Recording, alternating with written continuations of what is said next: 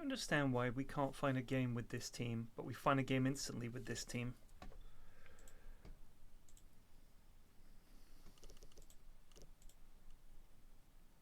Oh.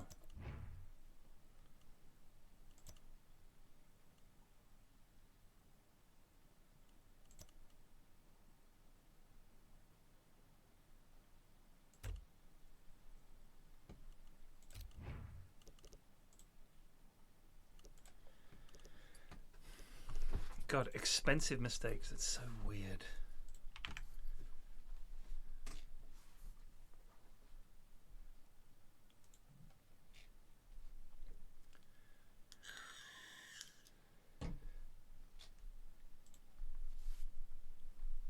What's up? Do geese quack? I think they honk. So I just saw a post on Reddit. It was Miles Jacobson, who's like the head of SI Games who make Football Manager, saying that 20 million people played FM24. Now, that's great. I like Football Manager. Cool. But can we talk about where that money is going? Because it sure as hell isn't going into making simple things like, for example, the ability to generate faces for new players. And if you've seen the reveal of what the new faces look like for the auto-generated new players, it's as bad as it gets. It's literally as bad as it gets. This is a game that came out in 2025. And the faces...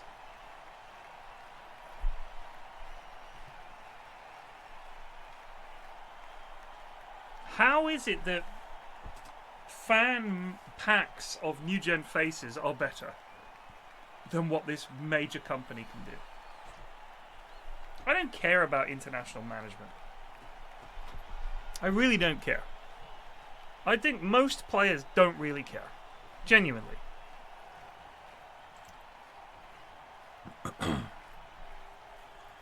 Something you can add down the road.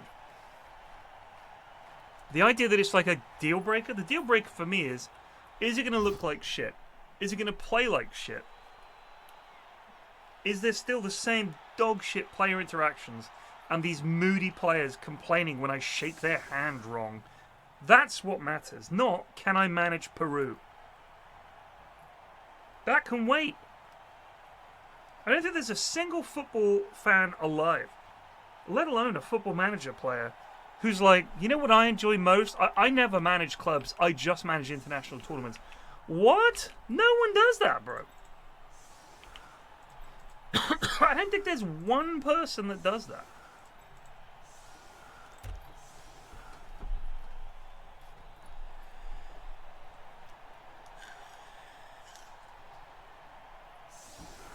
Is there anyone? Have you ever heard of anyone who wants international management above other aspects of the game? Cannot imagine that there is anything more than a handful of people.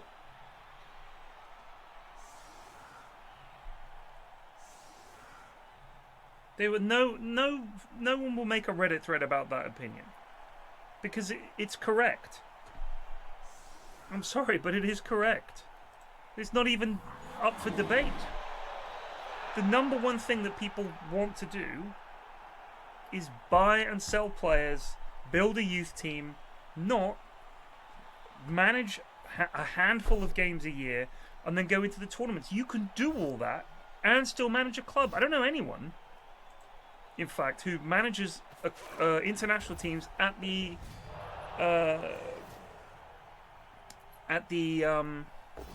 detriment, like of just setting aside club management. I'm just going to manage international teams. No one does that. Who would do that?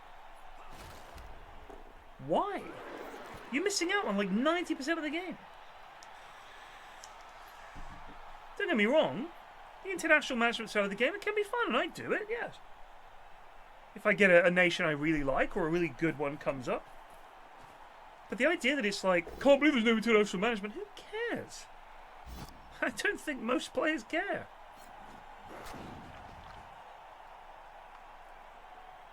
And they'll have the numbers on that, I presume. It's okay. But genuinely, I'm sure that if there was a thread, it would have people coming up and saying, I only do international management. Okay, cool. But you're posting because you're one of the handful of people that does international management. I bet most people don't. Because for a start, there's hardly any games. So the years just whiz by. Crazy. Crazy.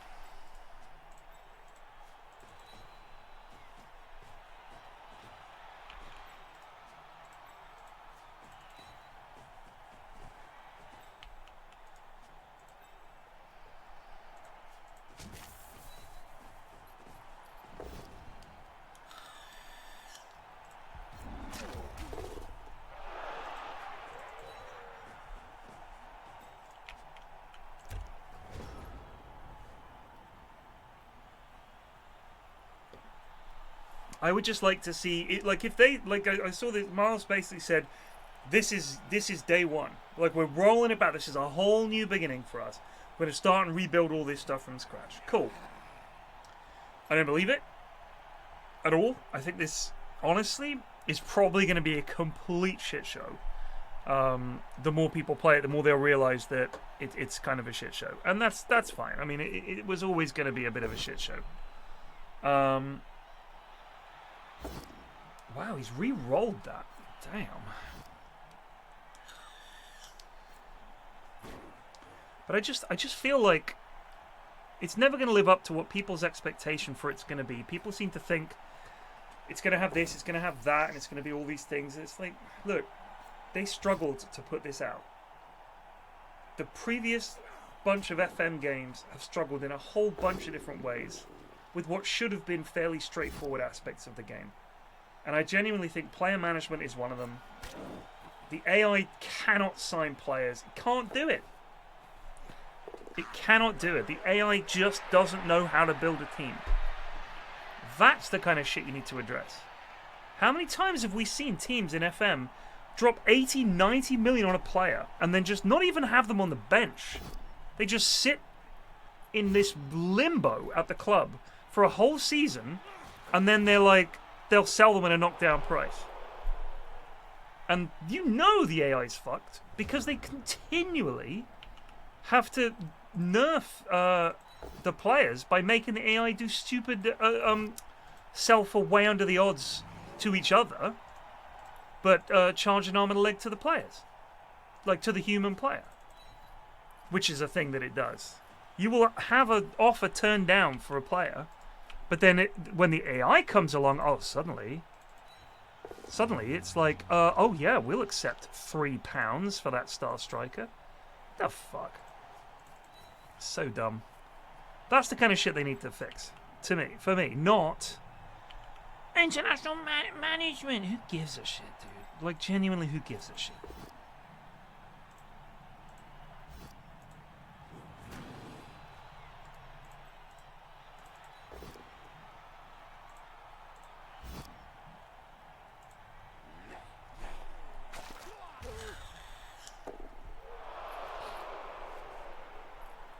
Hey, United won.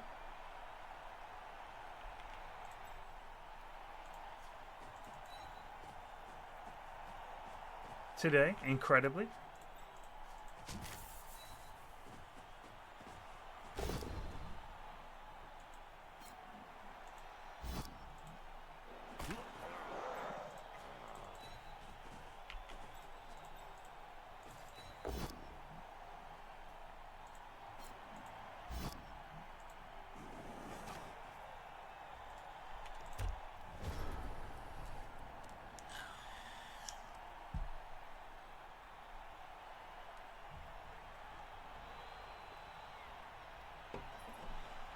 J. Cree, I think that the fact that being an international manager is your entire job, it's a jolly. Let's be real, it's a jolly. I think the real reason is because they feel like there would be some club bias. I think a lot of FAs think that there would be, oh, of course he's picking that guy, he plays for him. That kind of bias. That's what I think people will be scared of.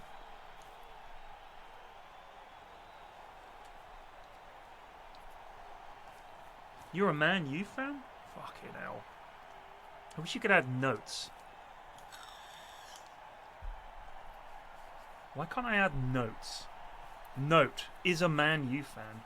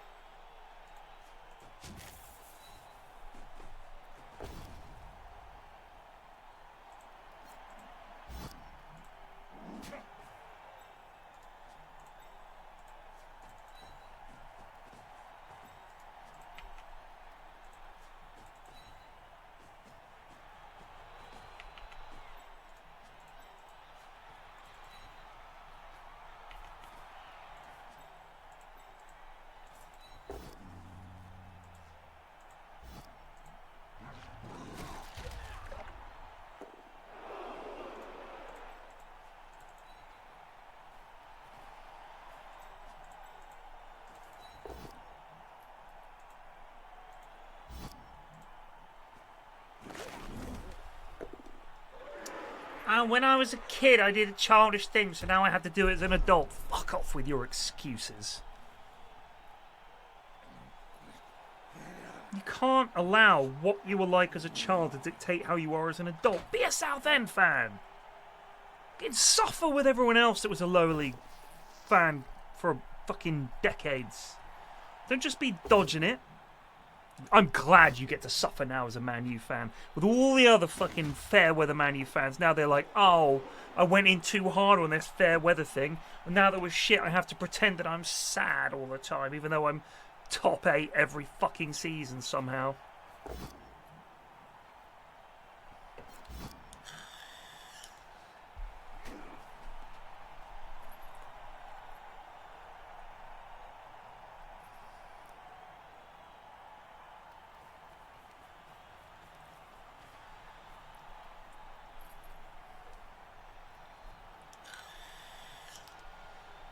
Whole point of being a fan of any team, football, cricket, rugby, basketball, baseball, whatever it is, the reason you are that thing is because you're stuck with that thing. That's it. By accident of birth or whatever it is.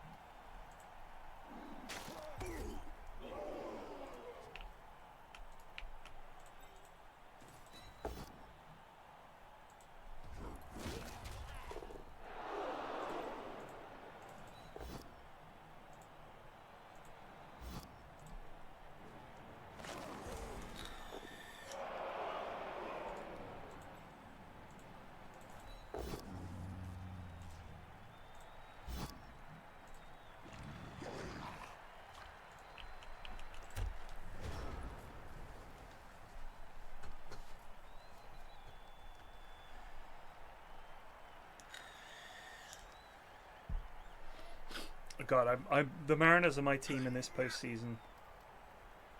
I've actually seen them play, I think 3 times. I've seen the Mariners play more than I've seen the Mets play, believe it or not. Like live. I've seen the Mets play twice.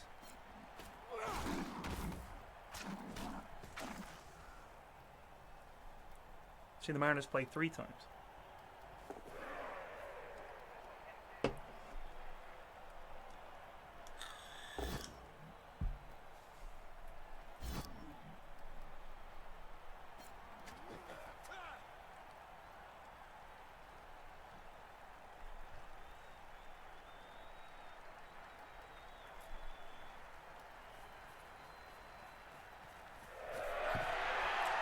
Cool. We forced him to score relatively early. Now we have a slim chance of returning the favour. Still down a Pestigore. Whoa, whoa, whoa, whoa, whoa, whoa! What are you doing? You're not going to bed, are you? Alright, look.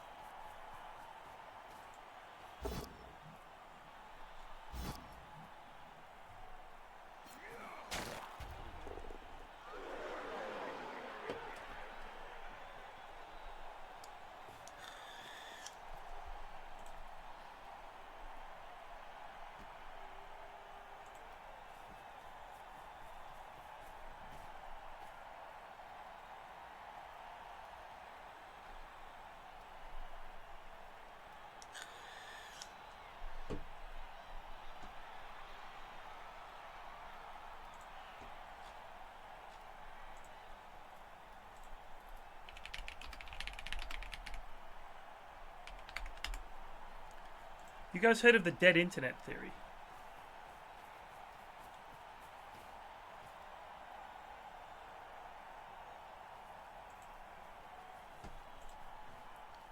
Dead internet theory, for anyone who doesn't know, is this weird theory that, in part, I actually think has a point, but has, of course, turned into some conspiracy bullshit. Excuse me, sir, but it's time. Which is a shame, because it genuinely does have something interesting to say. just resolved for 3 months. But it's Hello, just sort of... PFlax. Way! Hello. Hello there.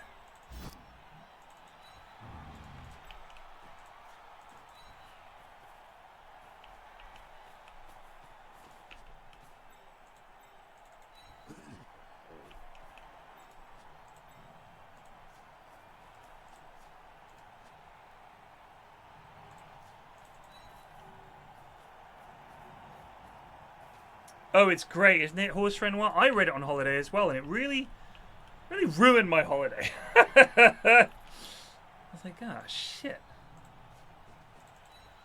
So the problem with the dead internet theory is, I'll read you the Wikipedia article in a bit, and you'll see why I have a problem with it. But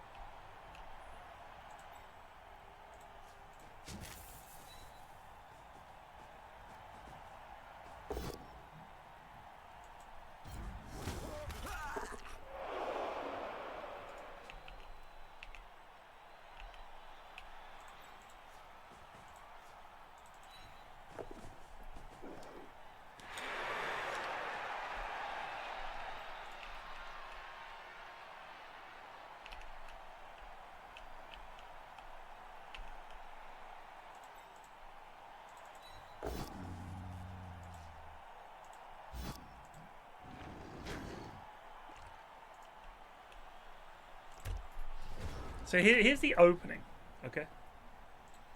The dead internet theory is a conspiracy theory which asserts that since around 2016 the internet has consisted mainly of bot activity and automatically generated content manipulated by algorithmic curation as part of a coordinated and intentional effort to control the population and minimize organic human activity. That is what I don't agree with. Okay? What I do agree with is the idea that there is far too much AI and bot activity on the internet. That I'm on board with.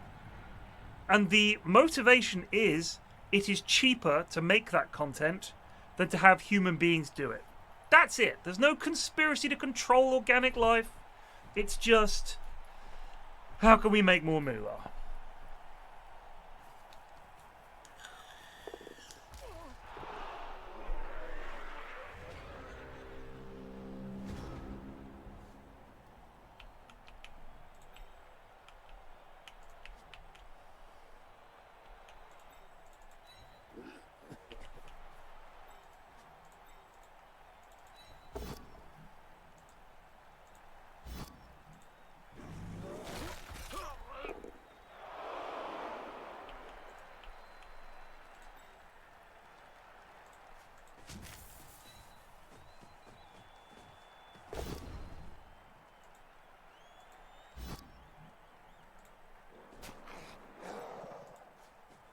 Done myself here.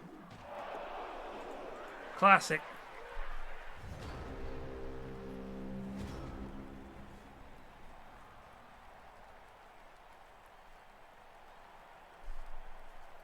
So here's what I think it is that there are an awful lot of people out there who've realized, I mean, I watched this video the other day about these AI videos that tell semi-sexy sci-fi stories.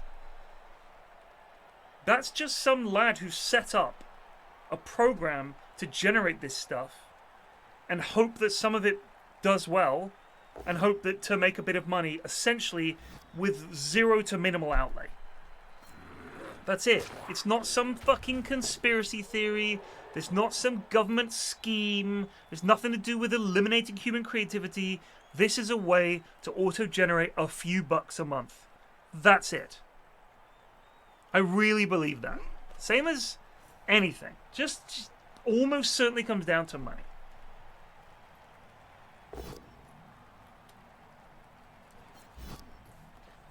There's probably even these shitty companies out there whose whole thing is generating this crap.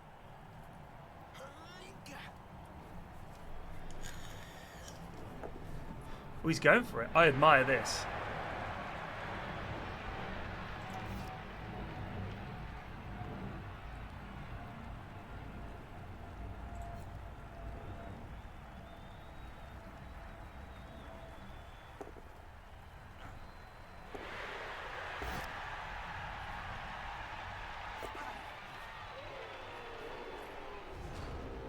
That's not crazy. It's turn 8. Why wouldn't he do that?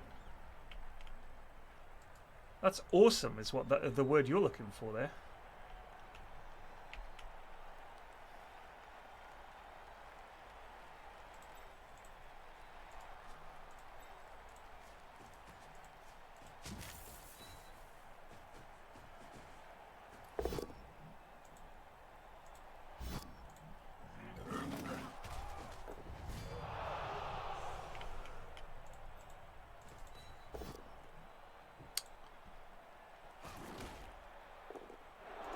Cool.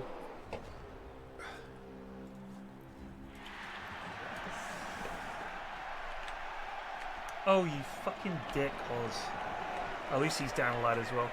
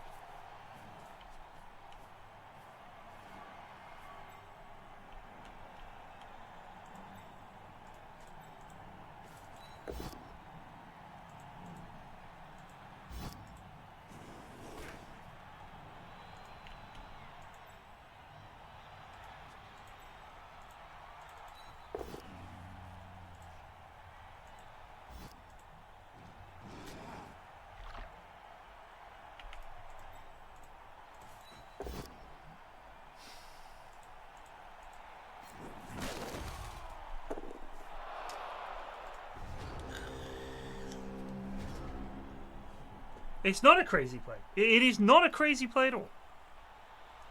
It is the 100% correct play. There's nothing crazy about it. You would have to say that someone who attempting to score a last-minute buzzer-beating half-court shot in basketball is crazy to attempt that. No, it is the correct play. It's unlikely, but that doesn't make it crazy. Crazy, the definition of crazy is if he was about to score, decided to turn and throw it the length of the pitch to another guy so that he could score. That's crazy. Or if it was turn one. But that was the most sane play.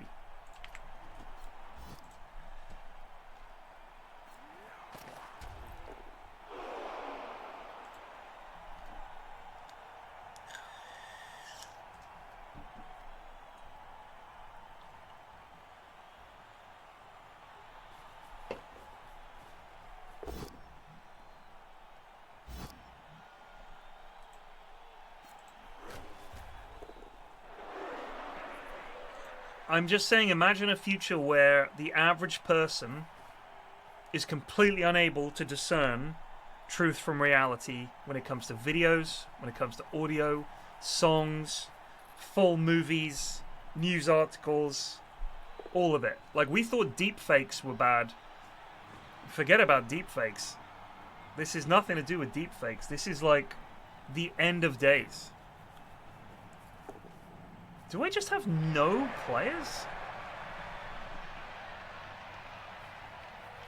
Oh, his guys are fucking so quick. I forgot how fast humans are.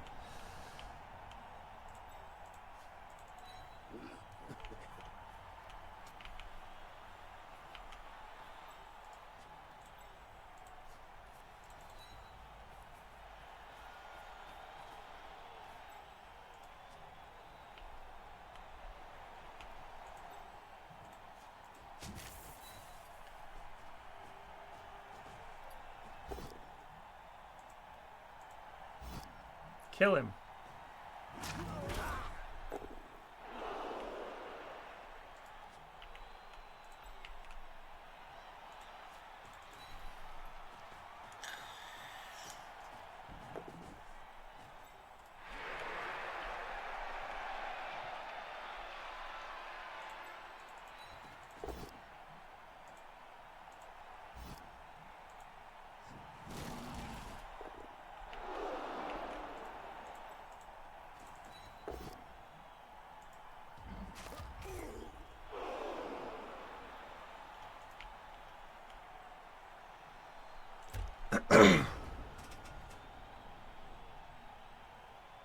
They patched that out, McBoy.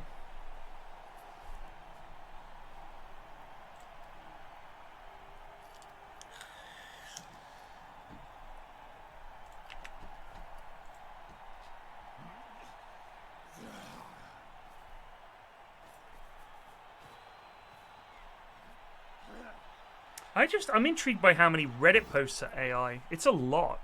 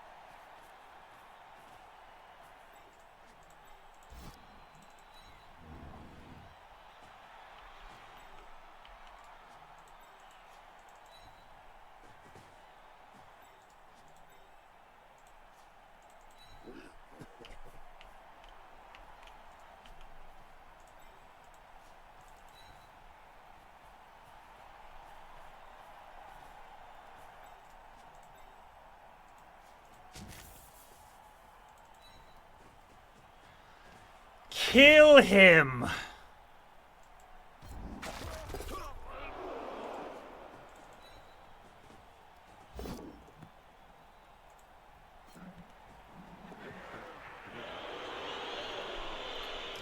Or don't, it's fine. Honestly, the lack of ball handling on Nurgle is a killer.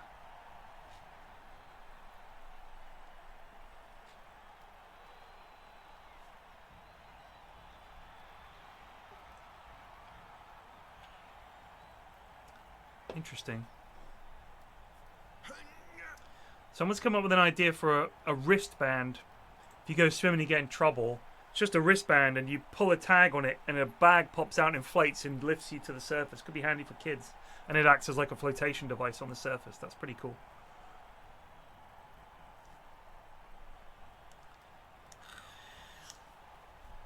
How is this only coming out now? We've had airbags and that technology for years. No, my poor wee lad.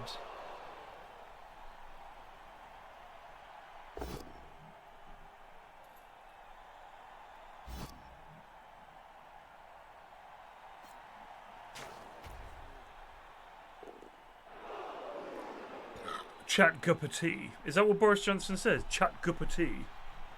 Well, no. I think the important thing to remember about chat guppity. It's not my guppity, I'll tell you that much.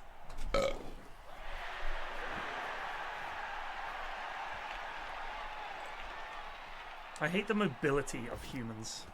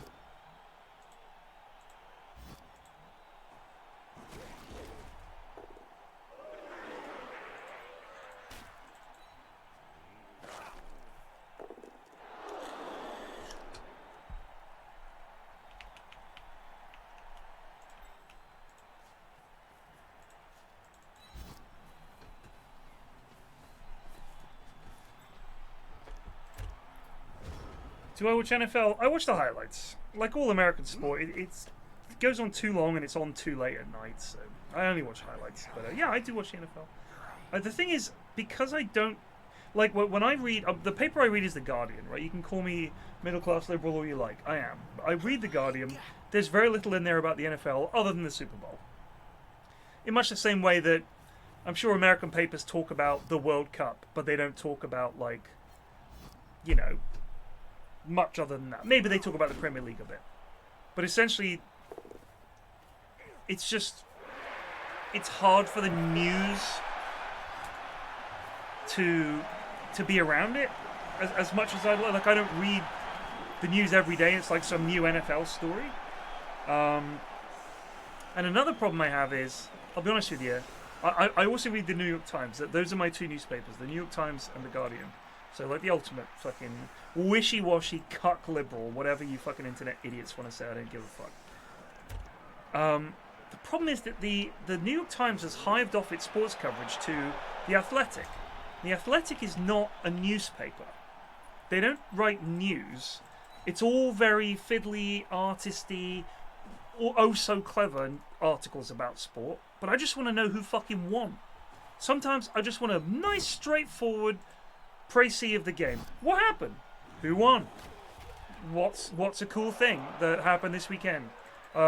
Is this manager's job on the line? The usual shit. I don't want to have to fucking translate some wanky sports writer's attempt to write some award-winning piece. I just want some nice, straightforward sports writing like we used to get.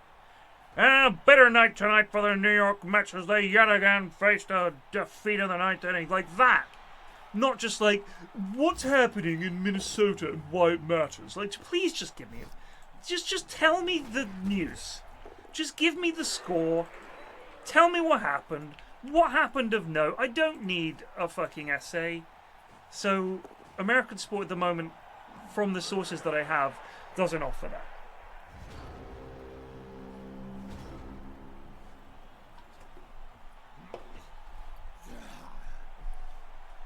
I'm a traditionalist when it comes to the news.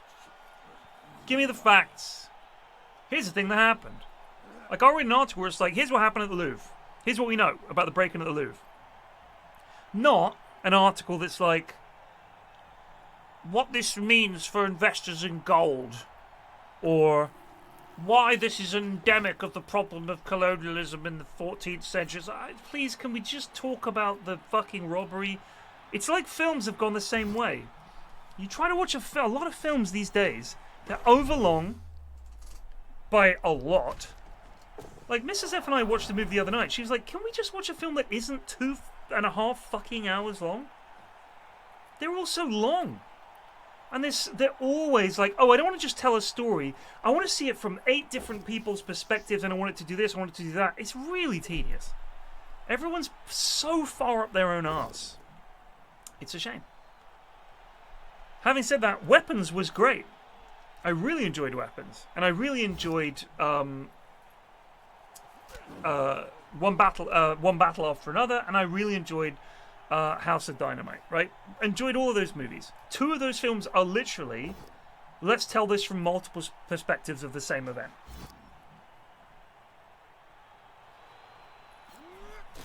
There's no real need for it. Weapons, I was like, oh man, this fucking owns. Like, I love this movie. He's fouling a rotter? That's not a good move.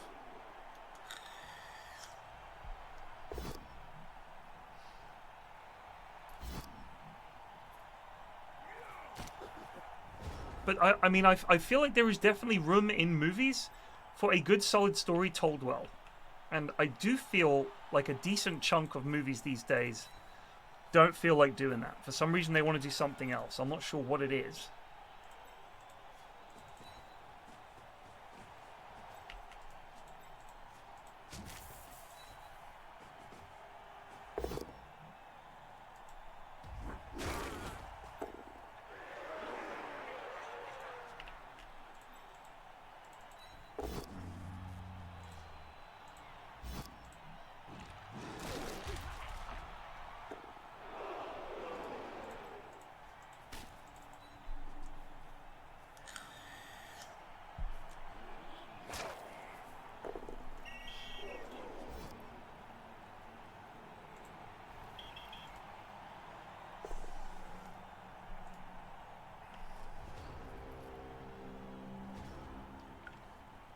Haven't seen Barbarian yet. Let me give you some classic movies from the 90s. These are films that people really love. Silence of the Lambs. It's quite a long movie, actually. I think it's about 2 hours long. There's no time jump. I didn't understand the bit in Weapons with the assault rifle. That confused me. Yeah, I saw that and I was like, I said to myself, I was like, what the fuck is happening? Like, what is that? Let me see if actually that's a good point. I don't even, you know what? I'd completely forgotten that because it was so weird.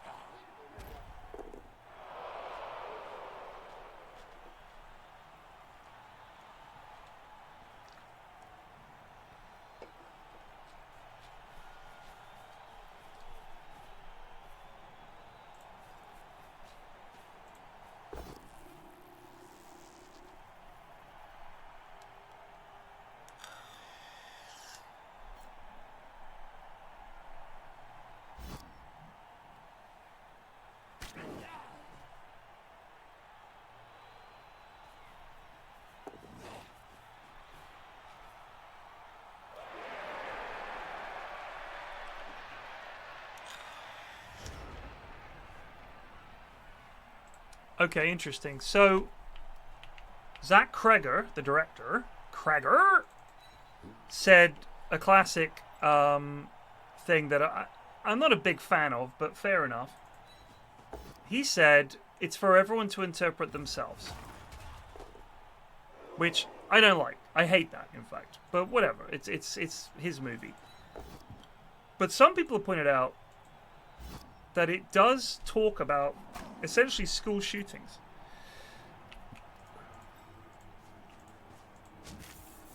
And the fear of school shootings. And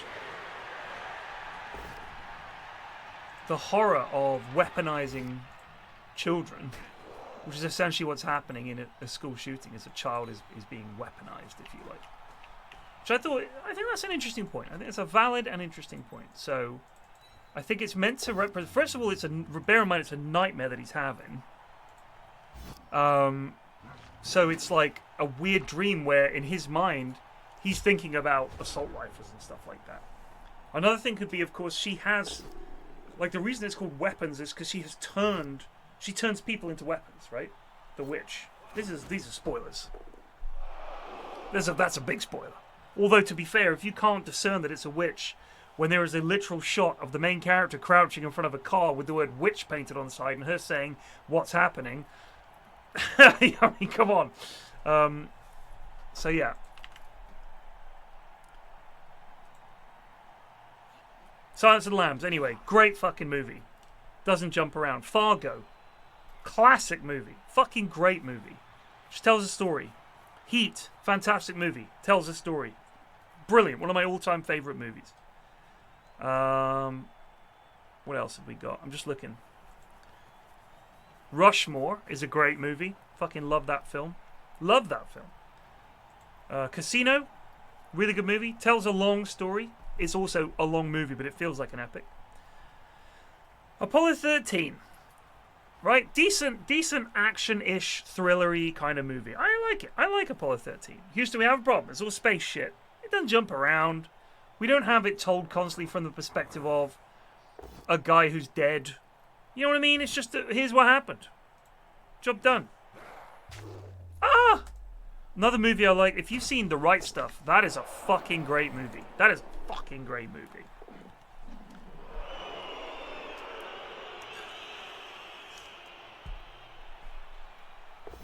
Gangs of New York is not a good movie. I'm sorry. That is a bad movie. You've mistaken it for a good movie. It's actually a very bad movie. Very bad movie. A terrible movie, actually.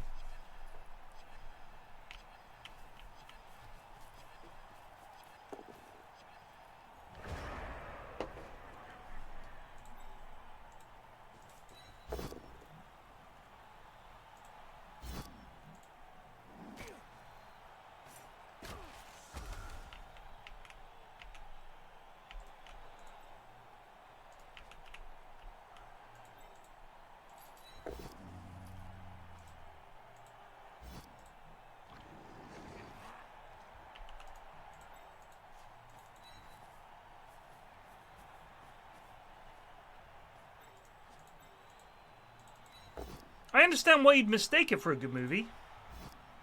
I understand that completely. But it is not. Daniel Day-Lewis, that is my least favorite Daniel Day-Lewis role. I hate it. I hate everything about that movie. The pacing, the plot, the dialogue, the whole setting.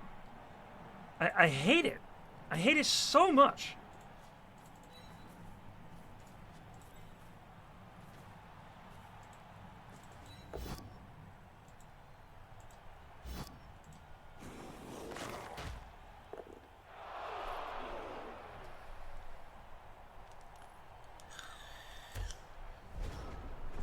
And bear in mind that when it came out, when Gangs of New York came out, there was a huge hubbub about it because it had been in development hell for years, and it was the first Scorsese film in a while that people were like, wow, this is the guy who made Goodfellas and Casino, and now he's making Gangs of New York. It's like, it's taken a while. What the fuck? It's all over the place. And then it came out. I saw it. I was like, the fuck am I watching? This is all over the shop.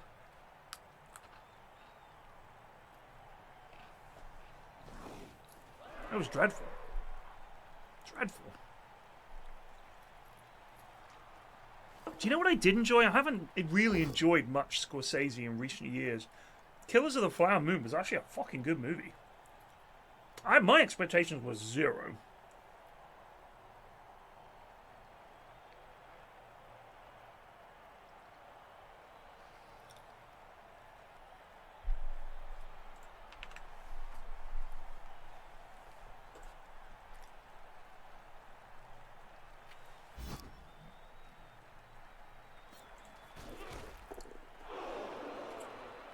Reservoir Dogs was a film that when that came out, it kind of popped around a bit between, you know, it opens with them having dinner and then it's like straight into the heist and let's see different people's perspectives. It did it in a very good way. Reservoir Dogs, if you look at it now, it's not an especially complicated movie, but it's a really good movie for its time. First time movie for a director, like debut movie. I'd never seen anything like it. The way it was shot, the dialogue and everything, it was mind-blowing in the 90s to see that.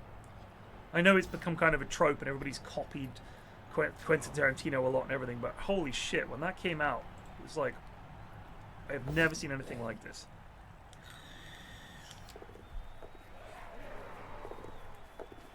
Yes, lad. Love that.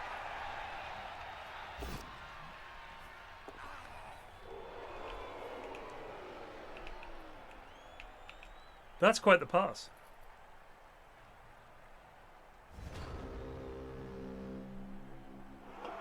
Color Out of Space.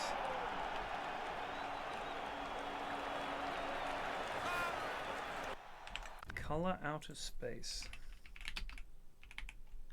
2019. So I tend to avoid Nicolas Cage movies, but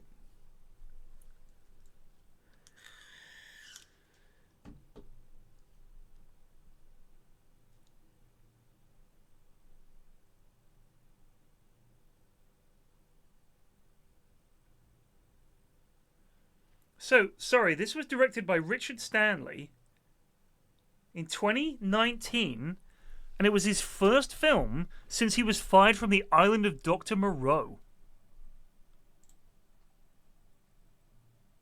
Jesus Christ, you've got to be shitting me.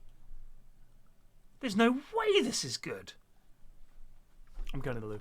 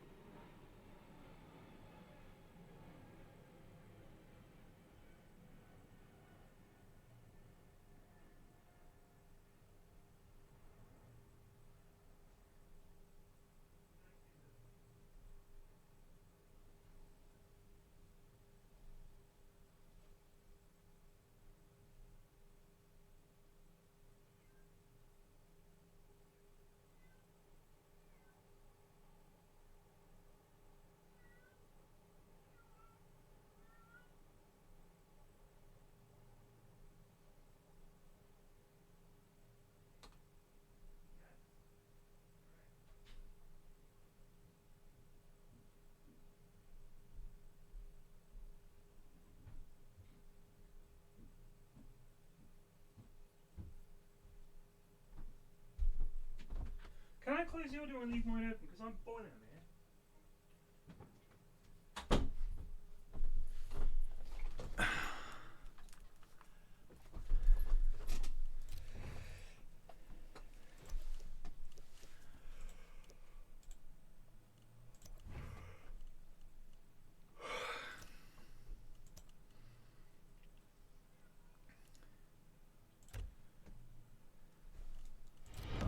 Excuse me, sir, but it's time to goose. Thank you.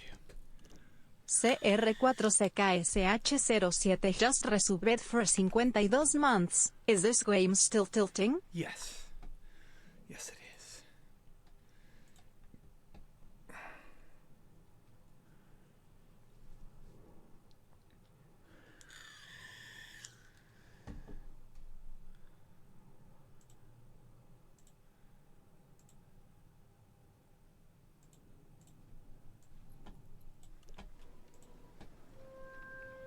Look at this. All those years in the big city, we finally got out. We're living the dream. Maybe it is a dream.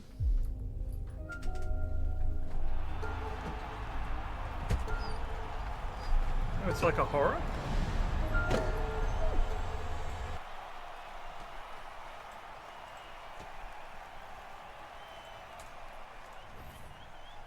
Elves.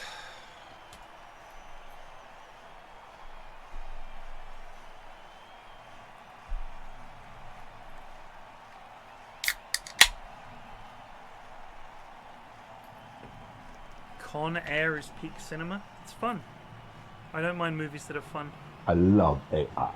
Do you use AI? Absolutely. Do you use AI? ChatGPT? Do you love ChatGPT? I love ChatGPT. I love it. ChatGPT is fantastic. It's so not ChatGPT.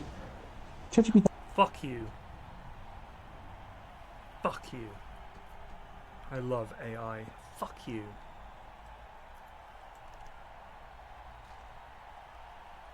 Fuck you.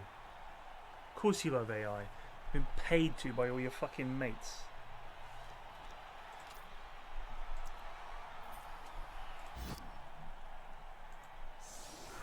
My wealthy friends love AI, so I do too.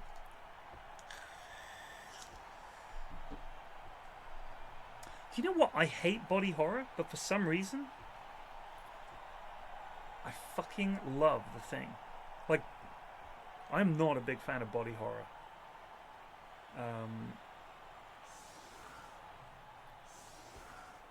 I find it. I don't really like gore and like gross out stuff. Stuff that makes your skin crawl. I don't like that. The kind of horror that I like is the kind of stuff that's like existential dread level horror. That sort of horror.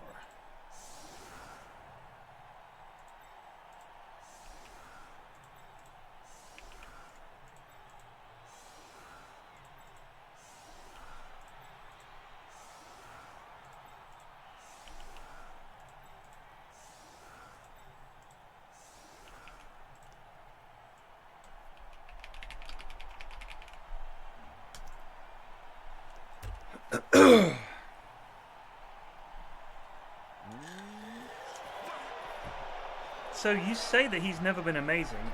I genuinely disagree. Nick Cage, prior to entering his era of just fucking making anything, was a brilliant young actor that people thought, this guy's really going places. He's going to be something special. I mean that.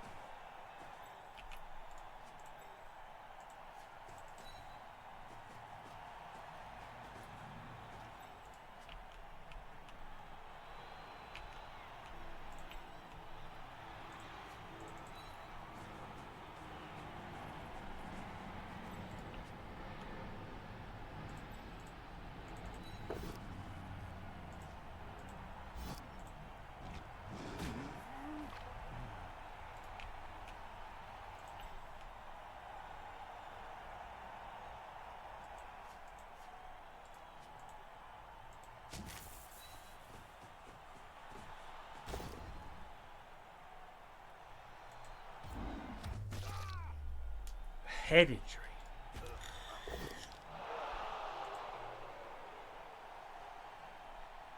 Take the L. It's one of your linemen.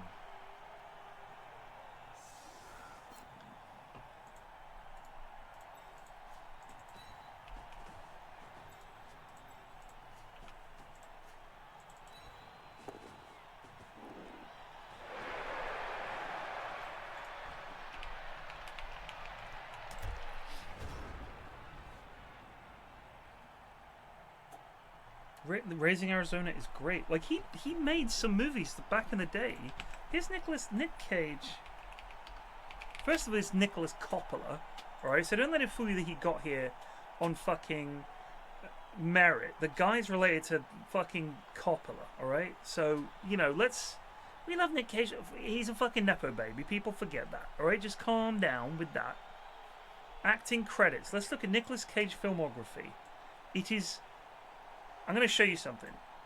Look at the length of Nicolas Cage's filmography. Look at this, from 1982. That's insane. He made 1, 2, 3, 4, 5, 6 movies in 2023. That is not quality. Look at 2019. 1, 2, 3, 4, 5, 6, 7. 1, 2, 3, 4, 5, 6, 7. This dude is a machine that produces shit. That is what he has become.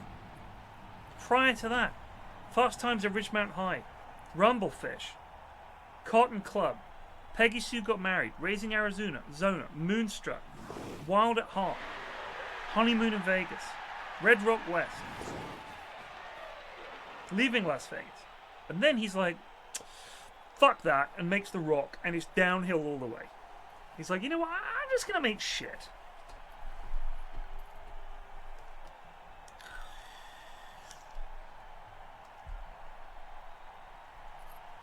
When Superman, you know, I don't know if you guys have seen, you know, Kevin Smith was going to direct Superman. She's in there, you can just go in. So Kevin Smith, director of Clerks, Mall, Rats, a bunch of things. He was going to make Superman. Right, that was going to be his thing.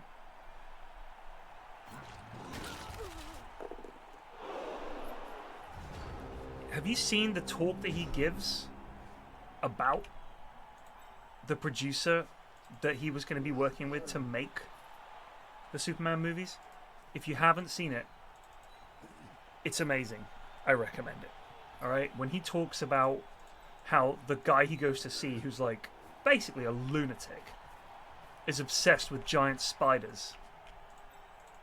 It's one of my favorite fucking talks about movies.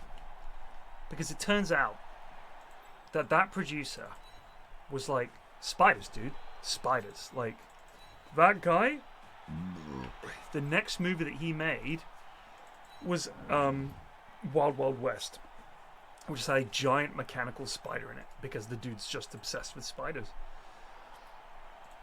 He just fucking loves spiders. Like, that producer wanted him to make the Superman movie. Was like, right, we've got to put a spider in this thing. Spiders are amazing. And Kevin Smith's like, okay. I mean, spiders, sure, they're cool. He was like, yeah, dude, they're amazing. You've got to put a spider in this movie. It was a fun movie? Who said that? Vaxor. If you weren't a submate, oh, you'd get a week. Good solid week for that. Utterly reprehensible opinion. Like, fuck you. You can make a fun movie, but don't make it cost so much money, and promote it, and cast serious people in it. What are you doing? It was a terrible, terrible film. This is why, honestly, I get sucked into this fucking time with you people. We start talking about films, and people are being reasonable. It's like being gaslit constantly. It's like you think people are okay. They're, yeah, it seems reasonable. That's a reasonable thing. And then suddenly it's like, I thought that Wild Wild West was a fun movie.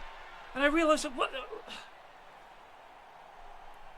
why do I do this? Why do I do this? Why do I keep talking about films with you people?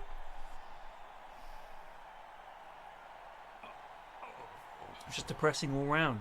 Because then I realised, wait a minute, those people, the same people that watch this, and if they think that was good, and they're watching this, that means that what I'm doing, that my stream, that me, am as bad as Wild Wild West the movie, if not worse.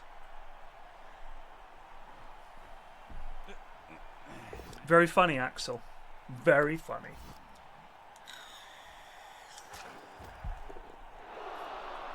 Have you even seen it, mate? Do you understand the depth of that film? No, me neither. I haven't actually seen it. I'm sure it's amazing.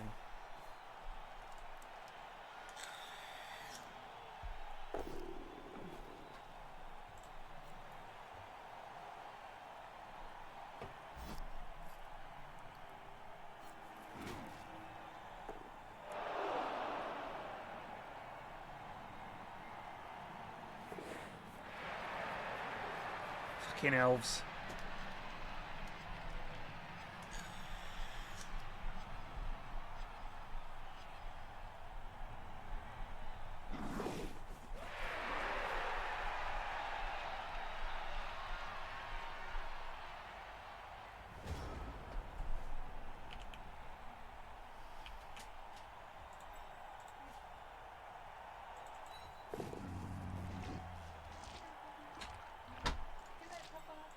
Good night, my lovely.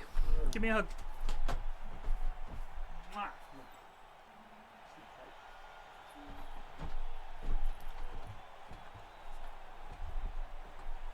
I am so glad that Will Smith turned down The Matrix. Can you imagine if he'd been Neo?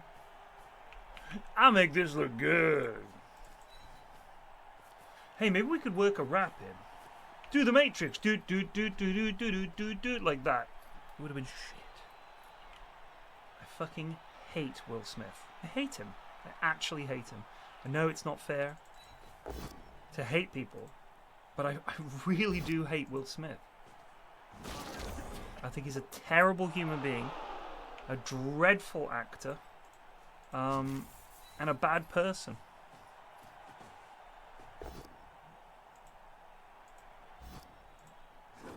Will you be? Oh, damn, I hoped he'd die.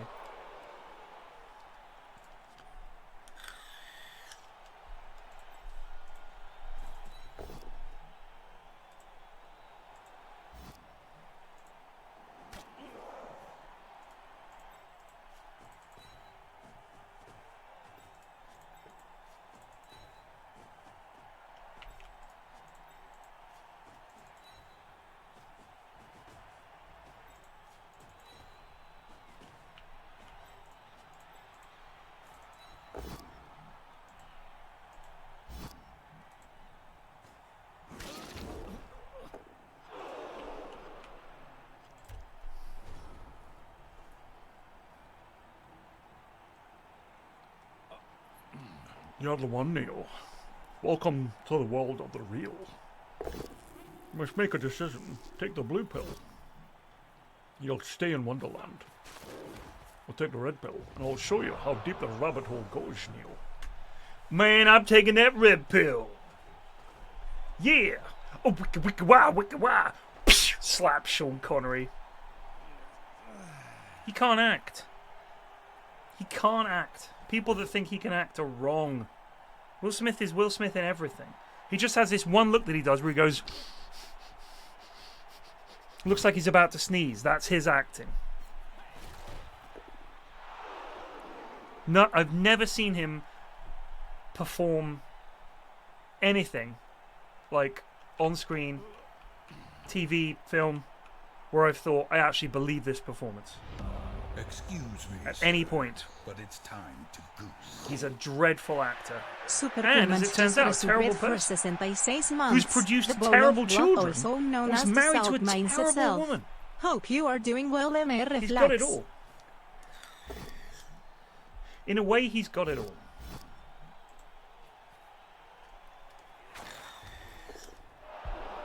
Doing great, thank you.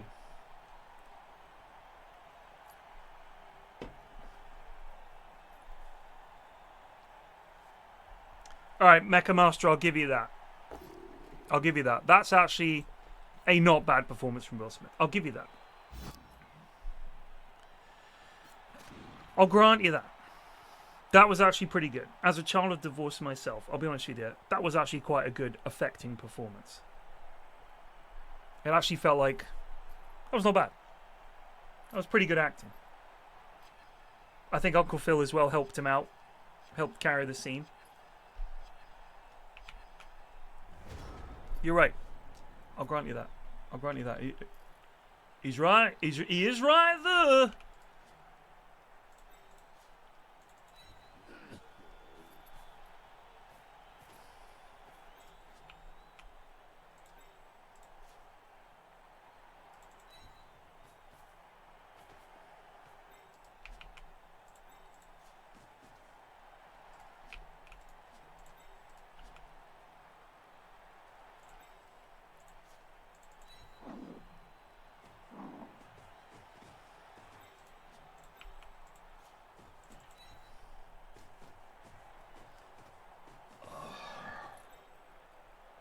Ugh.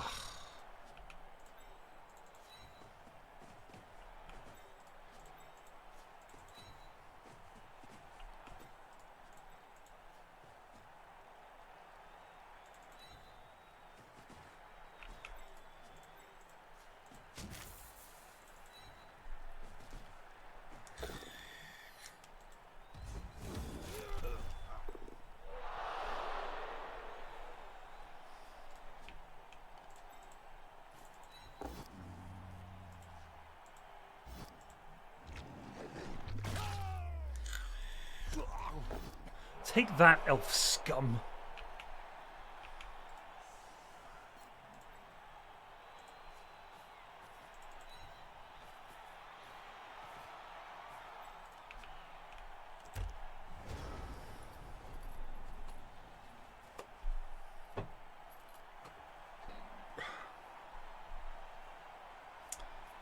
So the problem with The Pursuit of Happiness is, and I say this as someone who watches a lot of movies, okay?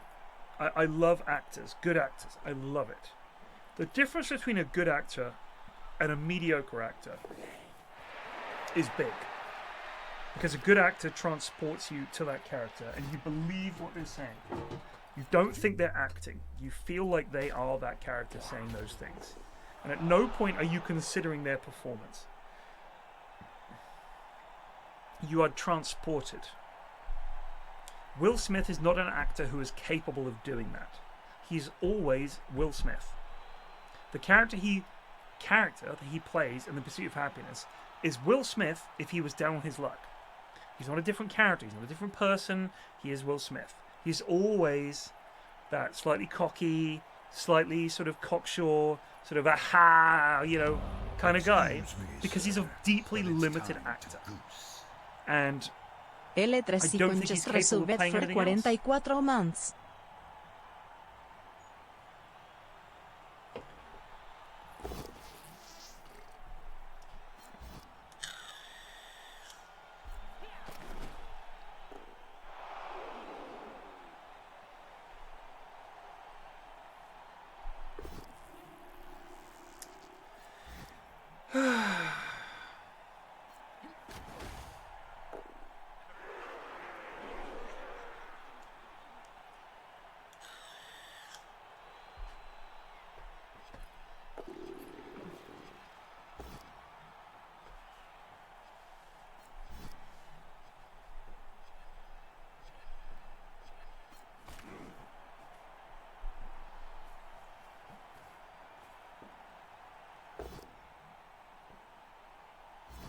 Fucking elves, man.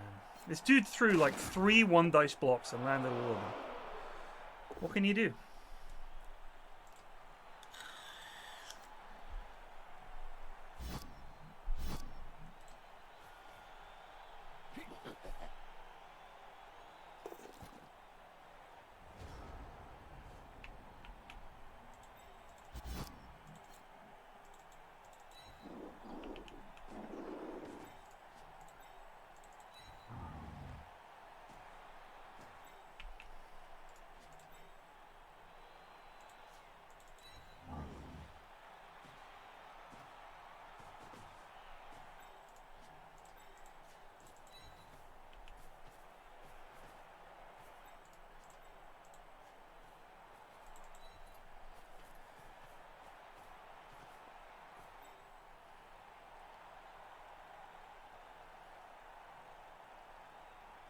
Is Rhea Seehorn Kim Wexler? Because she's fucking great.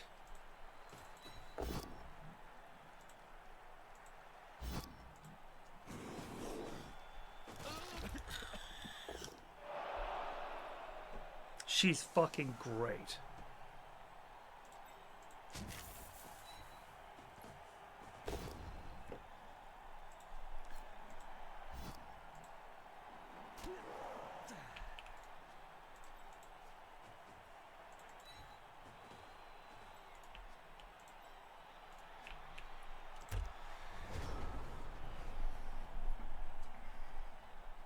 My favorite kind of actor is the person who's been a character actor for 20 years and is brilliant in everything that they play.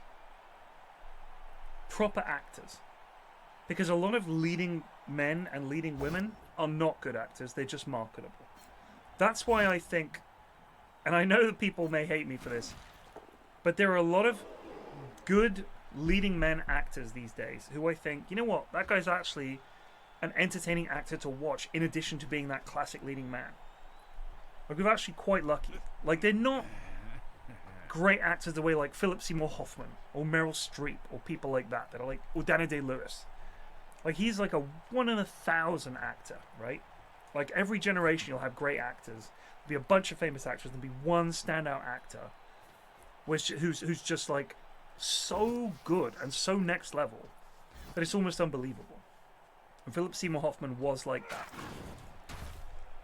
Which makes it so tragic that he was a fucking heroin addict. Who saw that coming? I had no idea. He's like my favourite actor. And now he's dead. And for what? Just terrible.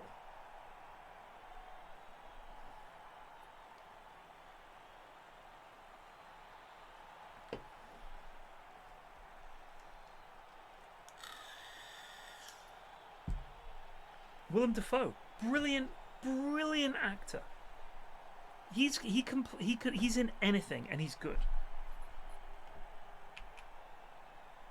But I mean, in terms of like leading men who are like still, I think, good actors and likable, I'm a big fan of Ryan Gosling. I know that sounds silly, but I think he's a really good leading actor. Like, he's got the looks and the marketability the leading man has. But I think he's a pretty good actor. I think he's any actor that can be good looking and play the lead and is also capable of being funny is, to me, a good leading man. And I would say that he is absolutely that. So yeah, I'm a big fan. I don't think he does get typecast, honestly. I really don't. I mean, he's been in a lot of kind of art house films and stuff where I think, this is crazy that he's in this. Like, this is an unusual role.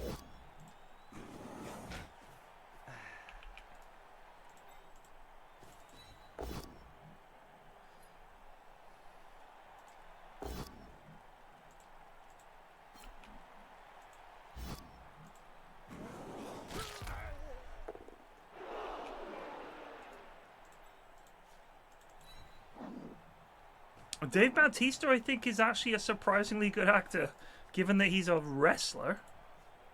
Yeah, I was also surprised. Every time I see Dave Bautista, I'm like, actually, this guy's... He can act a little bit. He's pretty good. Yeah, Dave Bautista, who knew?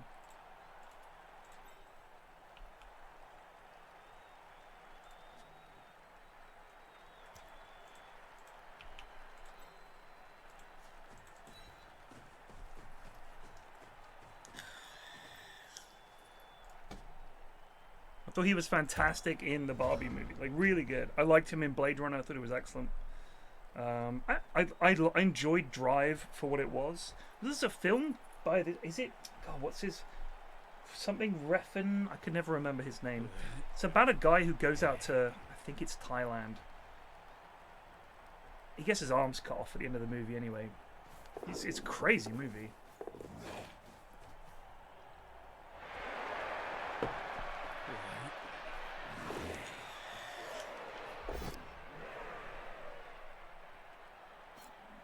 Okay, all right. That is a. I'm gonna give you 5 minutes for that terrible opinion.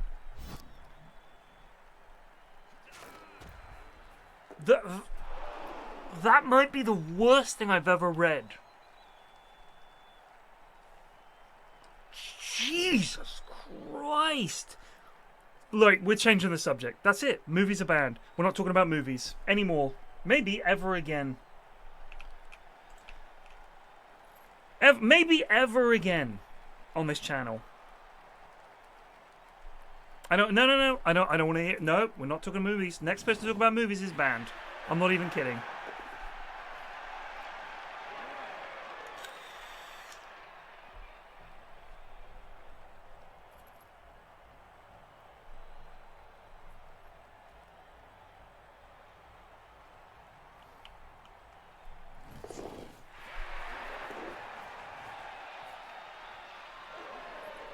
Sorry, dude. No can do. Not allowed to do it anymore. It's 5 minutes because he might just be an idiot. And, you know, we did invite this conversation. We allowed the idiots in. I talked about movies openly. It was a friendly chat. But then they ruined it. Okay? Whoever it is, they ruined it. It happens. But my God.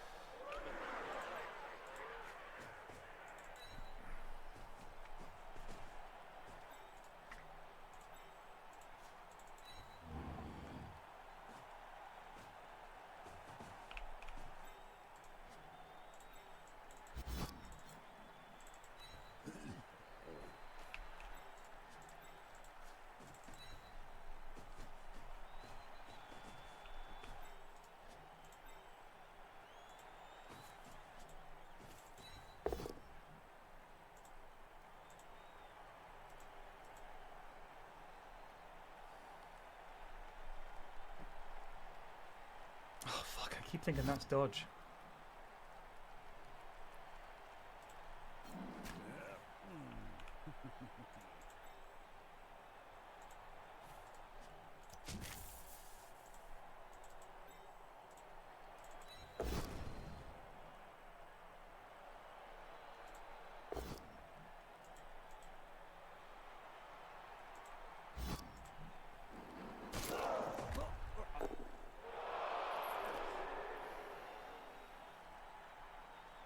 Not a big opera guy.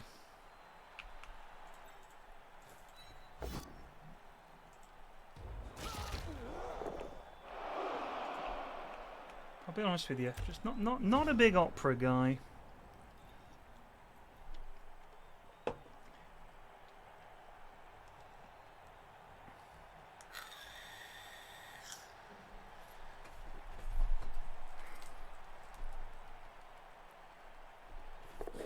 I did watch on BBC Two. This would have been probably about 25 years ago. Der Ring der Nibelung, the Ring Cycle. Wagner's Ring Cycle, put on by probably some Royal Opera doodads. That was good. With that Welsh opera lad. Can't remember his name. It was really good. What was his name?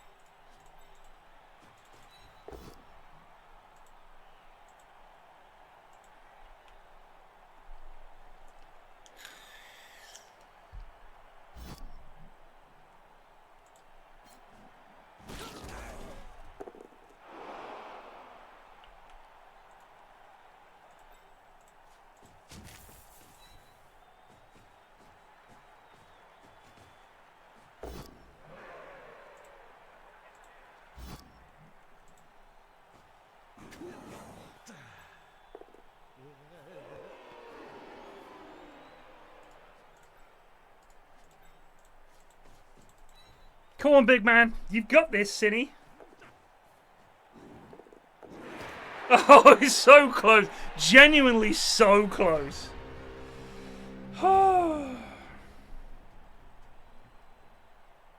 Why are you back?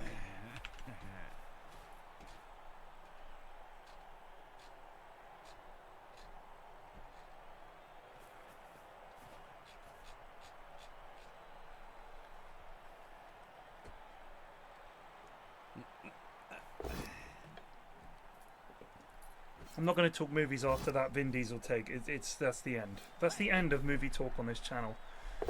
Knowing that those people exist in the world is like, if you talked about like, do you know what? I think we should be decent to animals. I think animals deserve compassion. Someone was like, I don't know. I think we should torture them all. That's that level of opinion. That's how offended I am by that opinion. And stunned. And thinking like, I didn't even think it was possible to have an opinion that bad. That is the level. That it is that appalling to me.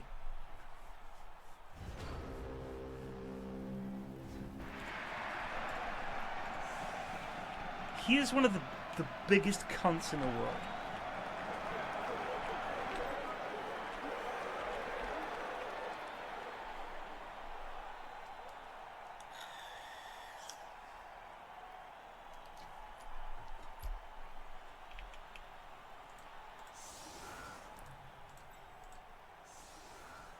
I think he's down to like 6 lads. 7 lads he's got.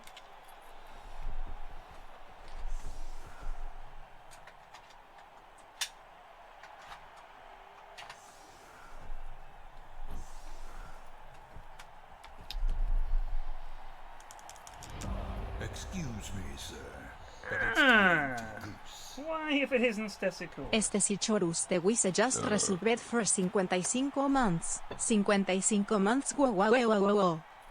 Indeed. Bin Diesel, that's very good. That's very good.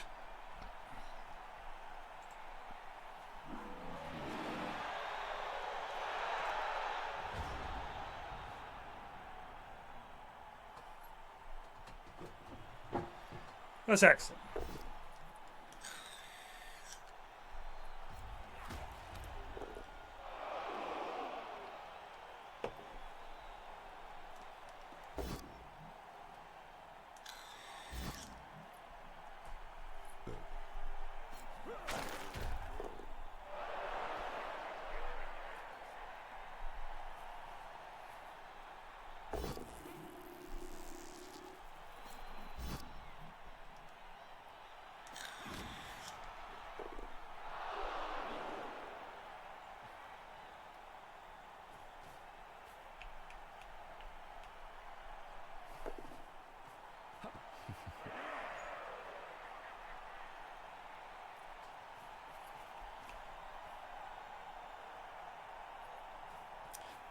Listen, I'm going to say this again, possibly for the last time.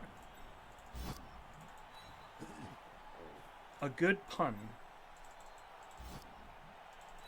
is not what's at issue here, okay? I've said this so many times at this point I'm getting sick of it. What I have a problem with is pun chains, which is when you have a chain of puns, everyone's trying to one-up each other, and becomes a whole big thing. That is what I have a problem with. Okay? Why? I'll tell you why, Antichrist. Because you people can't be trusted. Right? It's as simple as that. You can't be trusted. If I said good puns only, people would think they have good puns, much the way that lad thought he had a good opinion about Vin Diesel.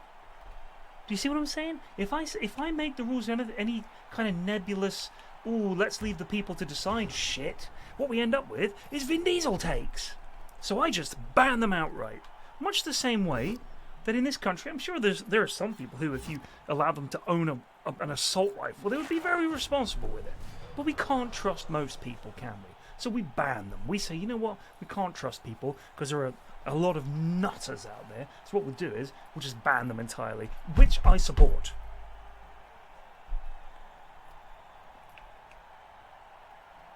So you have people like, dare I say it, Snoog, who will pop up with a pun, an infuriating one, but a well-timed and well-placed one. What we don't have then is pun, pun, pun, pun. Because one person makes a fish pun, suddenly everyone's a comedian. It's as bad as it gets. So we just ban them. We just say, no, we're not doing that. You're not allowed them. It's not happening. End of story.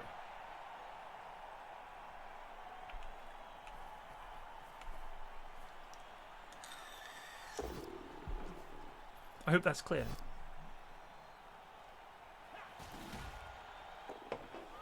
Because the puns became too punching.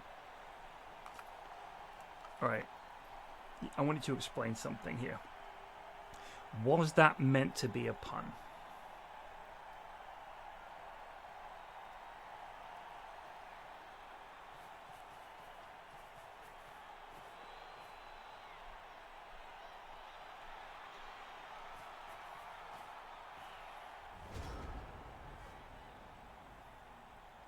You've got 10 seconds, Antichrist 7.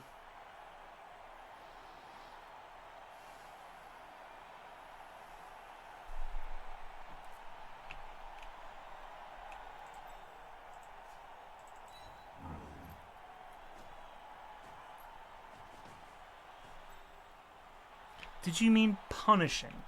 Is that what you meant? If that's what you meant, I understand what you're going for. Punishing, alright? I get it. I'm not going to say I allow it or condone it, but I at least understand what you're going for.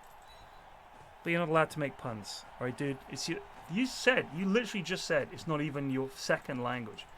Don't make puns, brother. I wouldn't make puns in Croatian or whatever language you speak. I wouldn't do it. Don't try. Please. I beg you.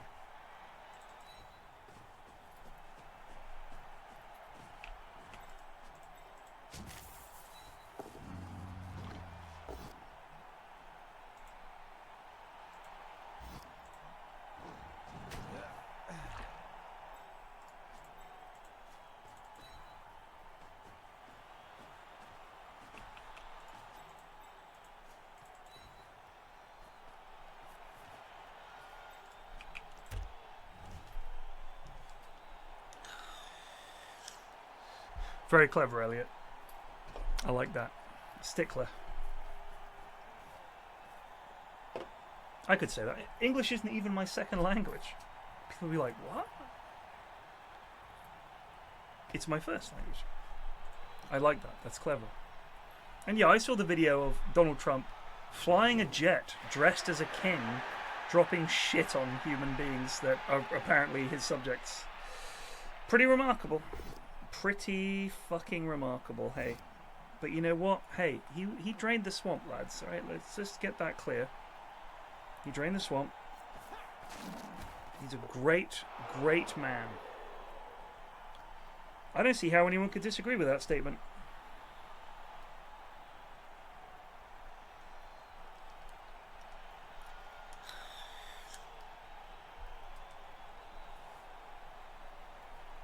This guy is perfectly set up. If we had a guy with frenzy, to chain push two lads out. Knock this guy over. Put a lad there. Put a lad there. Push this lad. Oh, put a lad here and push this lad. And we pop them all out. Two at a time. Oh, it's beautiful when it works. What do you mean democratic? What are you talking about, dude? What are you talking about? I think that if you are on the internet at this point, consider yourself an educated person, someone who does their research. If you are looking at what he is doing, I just want you, if you are supportive of him, even just vaguely, I want you to consider, how would you feel if this was what Biden or Obama had done? That's all I'm saying. I just want you to consider, how would you feel? Would you be in support of it?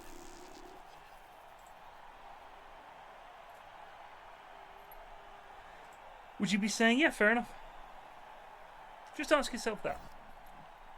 Because it's your guy and your team, you're supportive of it, but just I just want to know, is there any part of you that thinks that this is acceptable?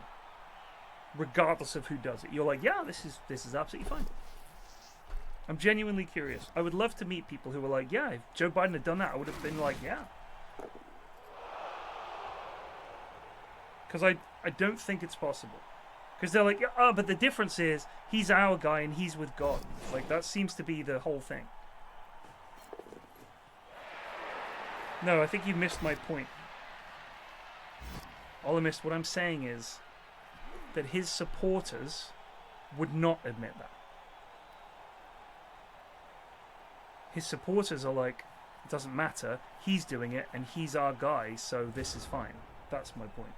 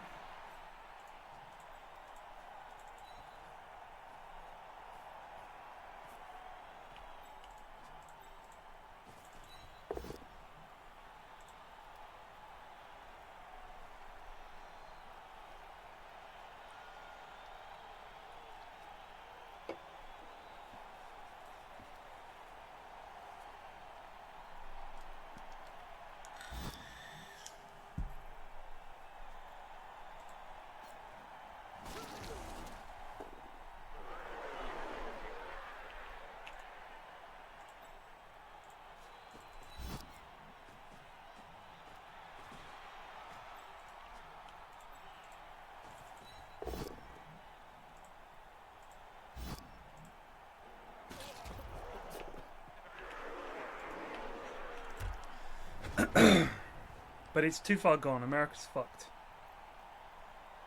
You've had too many people with fucking lead in their water and chemicals in their air and shit in their food for too long, and they just can't cope anymore, and their brains have melted, and they've been melted by various news organizations and propagandists, and it's just, you're just fucked. I'm sorry to say.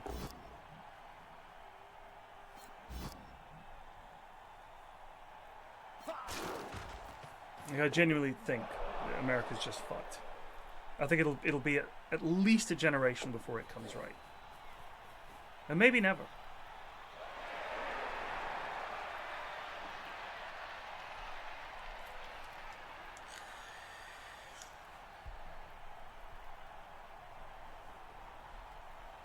This is a guy who marched into the US military meeting in the Pentagon and was like, you guys are fucking up. You're all fat and shit. What is happening?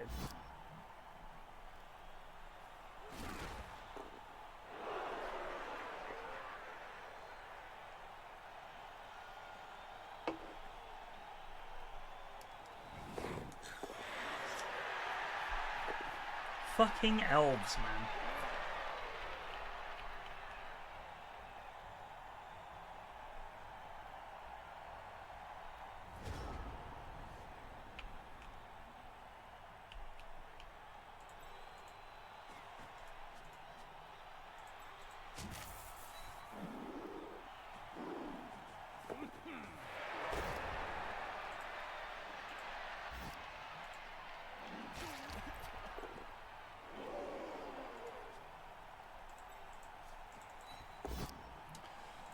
Whatever.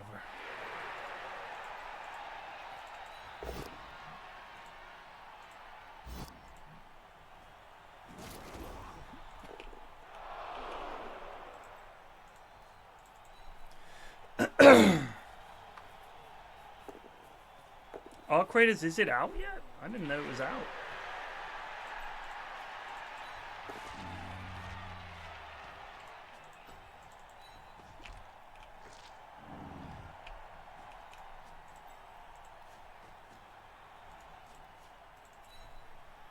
I don't do test weekends. I want to play the game. I want to, like I said the other night, I want to see what people think. I want it to be out of beta. I don't want any fucking bugs, and I want whatever I create, my character I create, and all the rest of it to be the thing that I now play with. I don't want to have, oh yeah, no, you're gonna have to start again from scratch after doing this awful opening quest or whatever. Like, I just, if it's any good, I'll play it. I don't want to fanny about.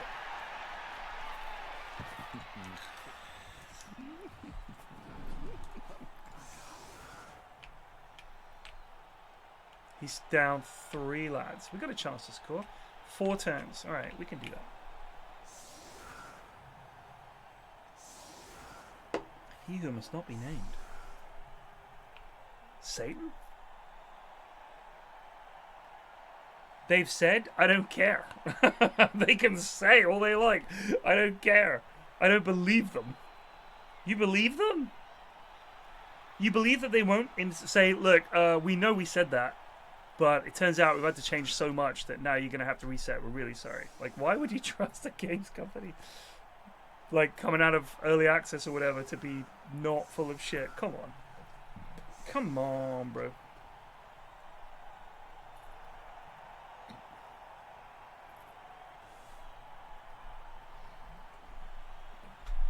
Vin Diesel is in the Ark games?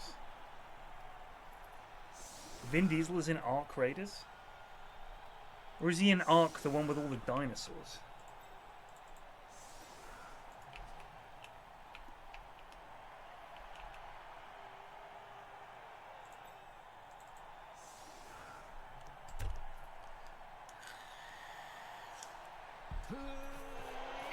Stupid elves. It's meant to be a kickoff. Great fucking kick, you knob.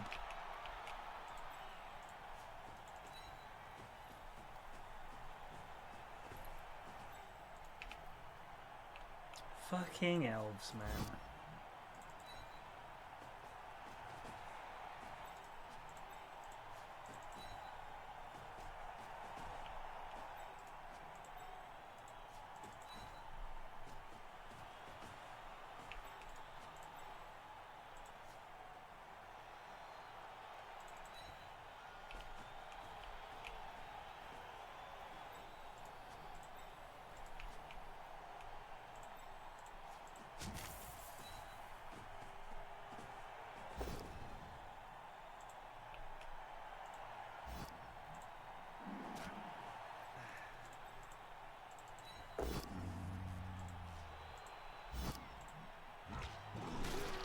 Get fucking headbutted by a giant slug, mate.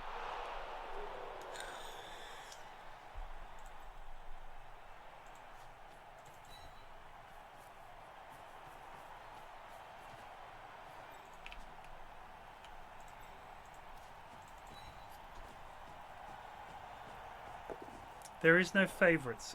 We should all be considered mates who make a podcast. I hated the favourites thing. I hated that.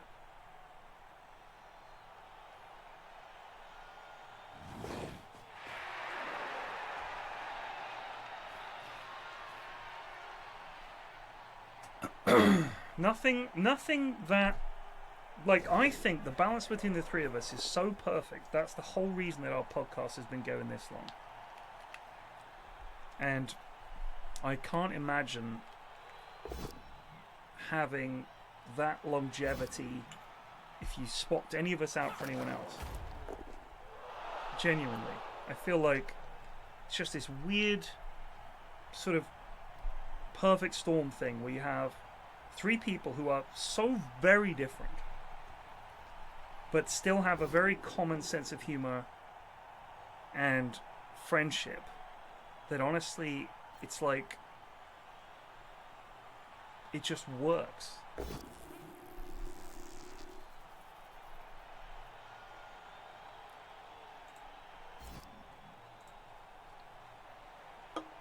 That's why we've done so many episodes. We don't talk about that.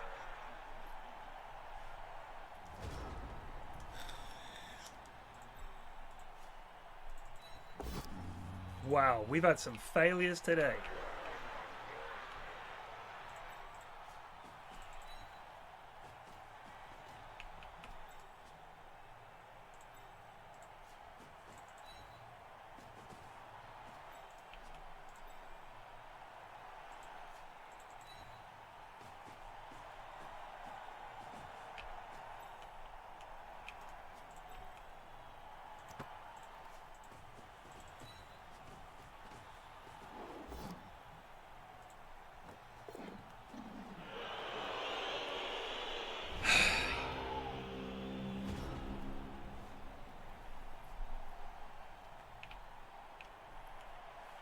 honestly, Nurgle is fine, but fuck me.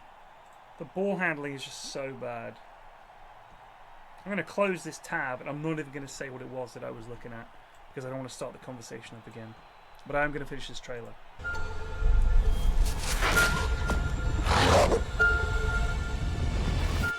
Then everything just blew up. Okay, hold on. Hold on. This is not from author H.P. Lovecraft. I don't even know if film had been invented when he was around. He died in 1937. So, his idea of film was like, you look through a box and you turn it and horses are running. Come on. Yes, I'm aware that plenty of films have come out by then, but come on, it's H.P. Lovecraft. When he wrote his work, he died aged 46, actually, in 1937. What did he die of? Personal... Oh, he was also a fucking maniac, by the way.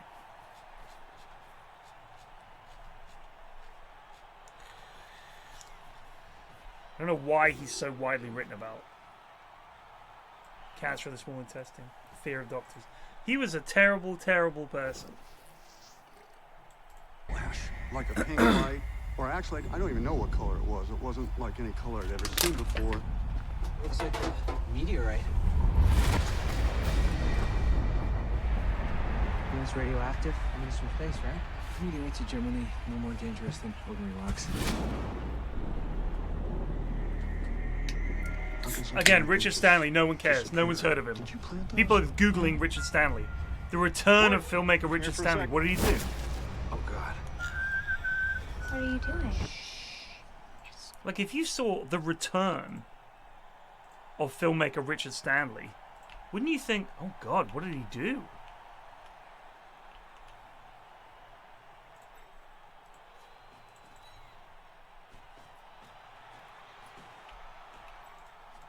Isn't it that he's got like some big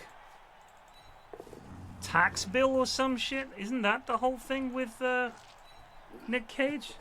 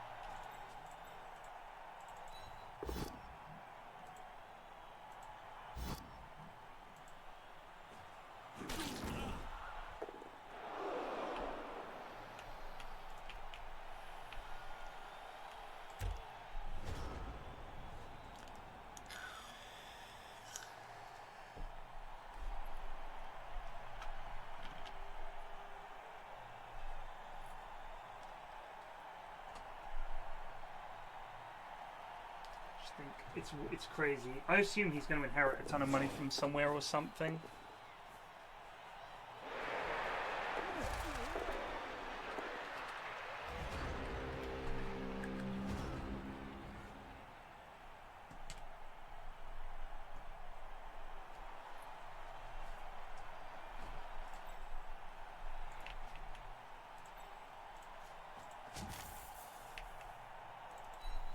Please just let me push this guy away.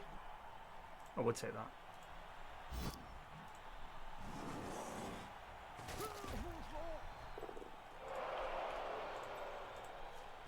A glorious last turn draw for the Nurgle boys.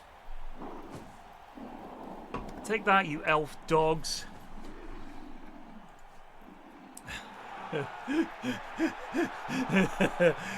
Well, I was, you know what? I fucking love Simpsons so much in that golden age.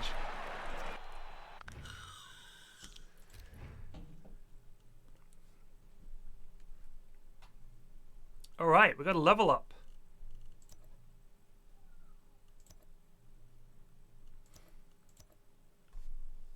Do we take God? I think God is good, right? That's good. We'll take God on the big man.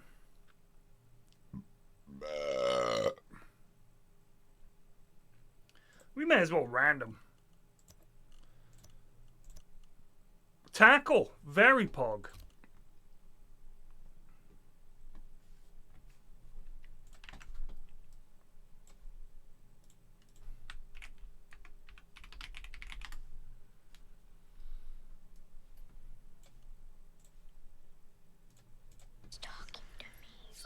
Who's talking to you? A man in the well.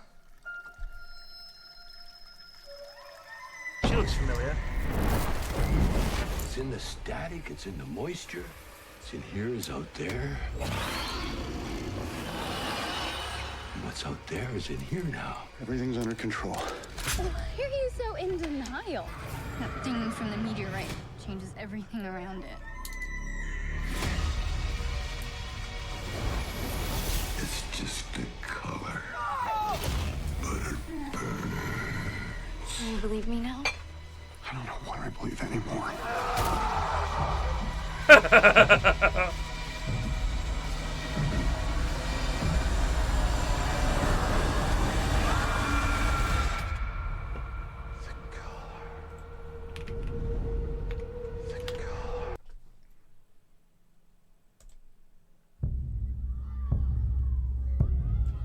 This is a true story that happened in my town. So this one Wednesday is like a normal day for the whole school. But today was different. Every other class had all their kids. But Mrs. Gandy's room was totally empty. So the problem is, Von Core, I can't commit for the length of time that the Creme Bowl is running. Like, I really love Krender and all those lads. Like, they're great lads. But I don't think I'm going to be playing Blood Bowl for long enough. Because I think I'll probably just give up on it in a few weeks, if that. But I just think it's a very fun game. I know other things are going to come out, and I'm going to be like, oh shit, I've got to play a Blood Bowl game. So whilst I would, if it was Blood Bowl 2 or they'd improve Blood Bowl, I'd be down. I appreciate the invite, thank you. But honestly, as much as I like Krendor, I think he's a top lad, I just know that I'm going to be like, it's going to be like a chore within a couple of weeks, because I'll be like, oh, I've got to fucking play Blood Bowl. Do you know what I mean? Anyway, I would have. And you know why? Because the night before, at 2:17 in the morning, every kid woke up, got out of bed, walked downstairs, and into the dark. And they never came back. Not film I've seen. At all. Why just her classroom? Why only hers? Where are our children? We have a lot of emotional parents here. I think it's best if you keep some distance from this place. It's so good.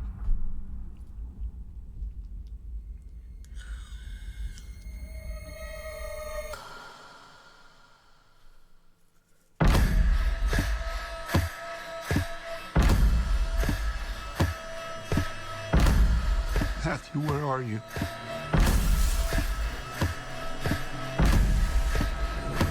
If you ever want to freak your mates out, just run like that everywhere.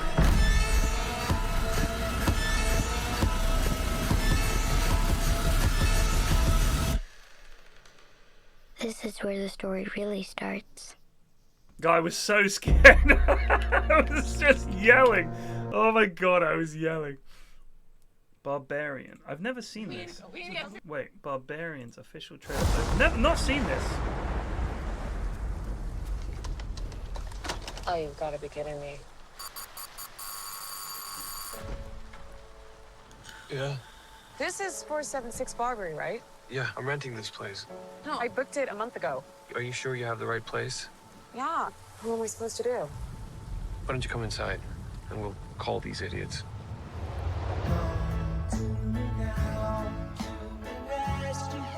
Why don't you just crash here? Oh, no.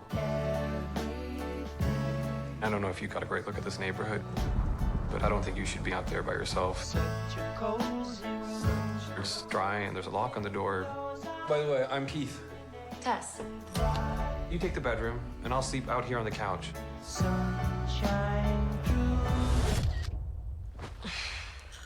God.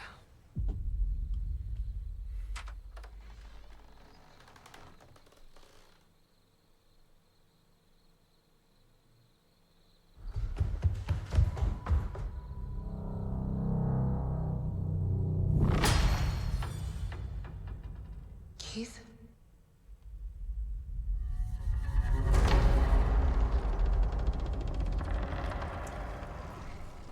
Don't go down there. From a producer of it.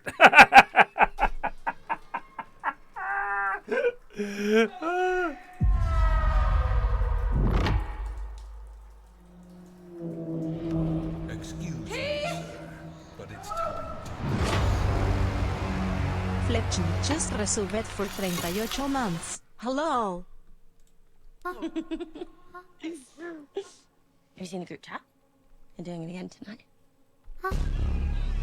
No. Please. It's my mom's Remembrance Day. I just want to forget about it.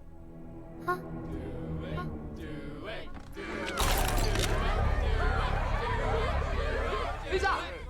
I'll do it. Cannot go for more than 90 seconds. Am I clear? What happens after 90 seconds? It's an Australian movie, is it? Don't want to stay. Or is it a Light fucking the candle to Kiwi open the movie? door. Leaks.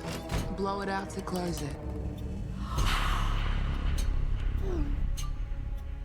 Put your hand on it. Now say, talk to me.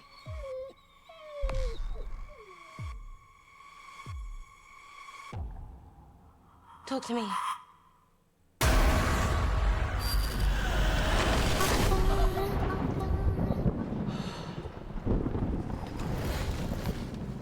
What did the hand feel like?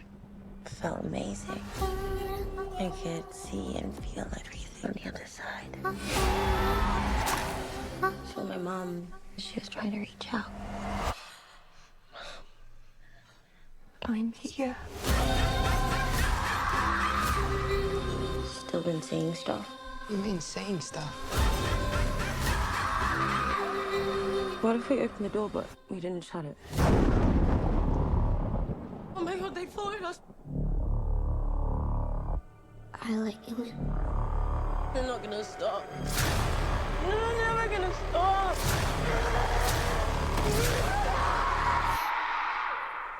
Give that a watch. I think it sounds Aussie. Let's have a look. Adelaide. House party in Adelaide. See, I know my Antipodeans. All right, so who's seen Drag Me to Hell? If you haven't seen Drag Me to Hell, wait 2 minutes 50 and then come back to the channel. It's one of my favorite movie endings of all time.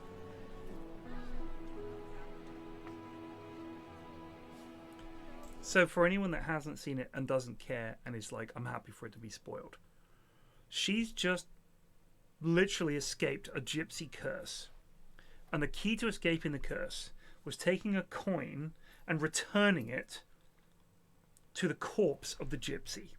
Okay? Or a button or something like that. Like it was some token. This was Sam Raimi. So the gypsy took something from her and cursed her. So she's now found that thing and shoved it back into the gypsy's mouth. She dug up the gypsy woman and shoved it down her throat. She was like, take that, you fucking bitch. And now she's free from the curse. Good morning. I'm sorry, What happened to her career, by the way? My boyfriend and I are taking this really special trip this morning. Please. Justin Long, a horror staple.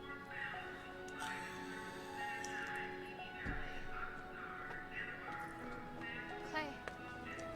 Hey, oh, man, God, I'm so glad you're here. So many things I want to tell you. There's something I want to say while I have it straight in my head. Okay, go ahead. You never stopped believing in me. Thank you for that. And there's something else, something that I couldn't admit to before. I could have given Mrs. Ganesh another extension on her loan, but I didn't. It was my decision. It was wrong with me.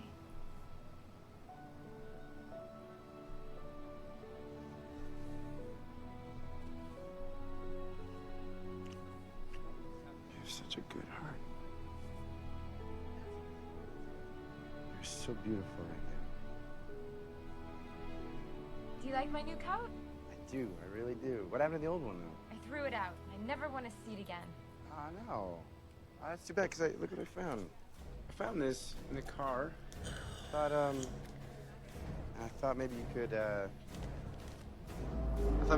back on. And I think you might have my standing liberty order. Because the envelope's kind of look the same. Chris, what's wrong? Oh my God! Hey! Hey! Oh, God! Hey, no! Hey! Oh, God, no! Hey! No!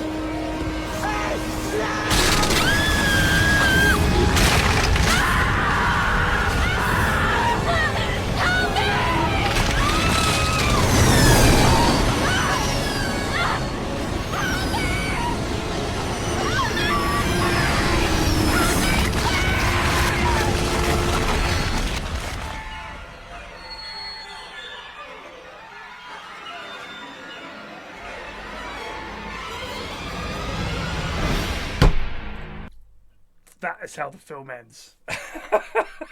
Holy shit. Holy shit. I remember the first time I saw it, I couldn't breathe. It's like so good. It's just where he's like, oh yeah, I think you got my so-and-so corner. Like, it's awful film. Are you crazy? Film owned.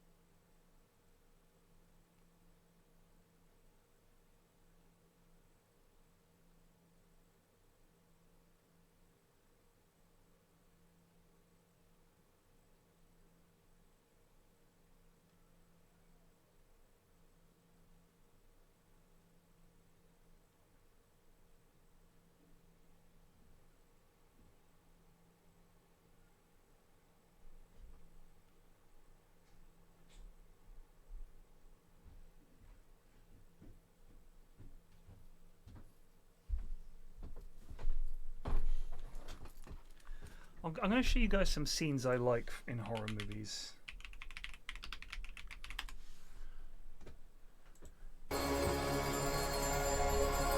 The ending is great, but it wasn't just that bit.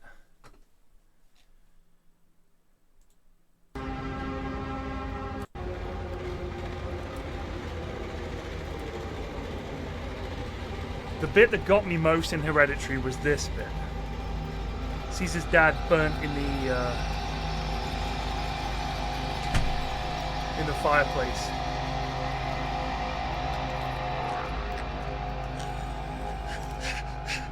And he hears a noise. There's his mother up in the rafters, possessed. Apparently she was part of this the whole time.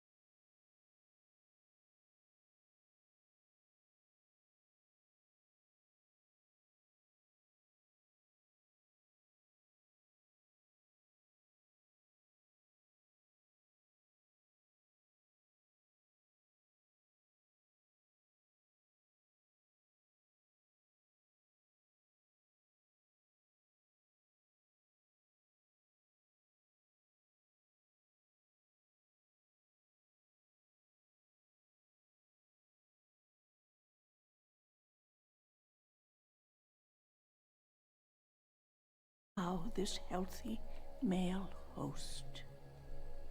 We reject the Trinity and pray devoutly to you, great Payman.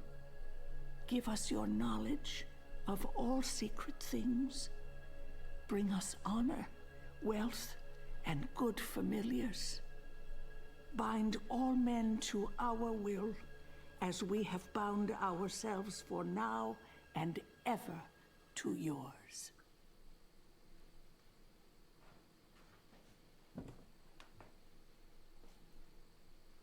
Hail, Payman! Hail, Payman! Hail, Payman! Hail!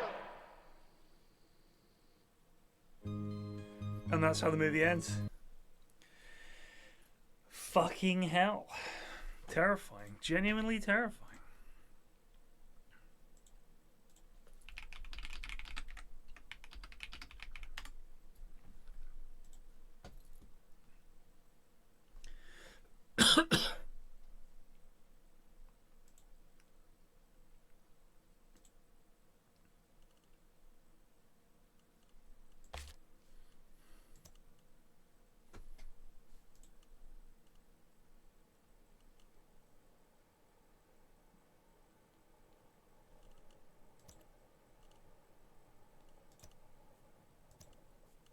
We can have another Pestigore?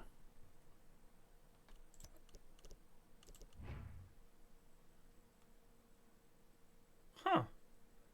How about that?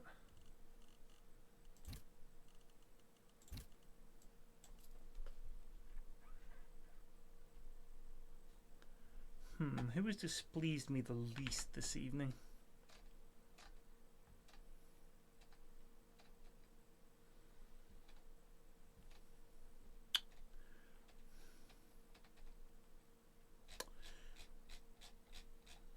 Probably Elliot. Elliot Trent.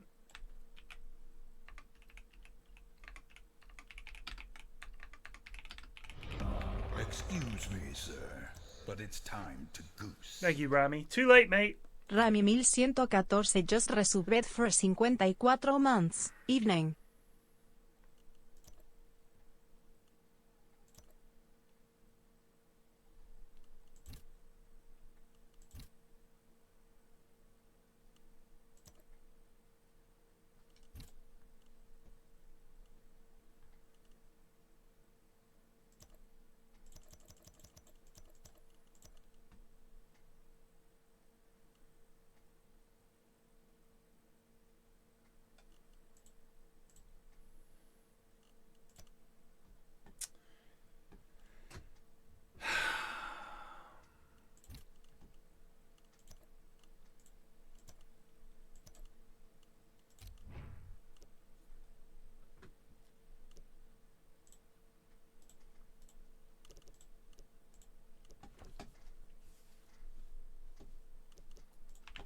I swear to God, my orc team is cursed. Like, it never finds a game.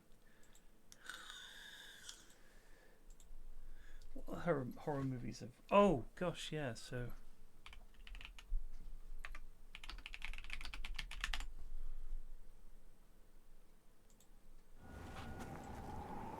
This scene, so I didn't like Nope. I thought it was a bad movie.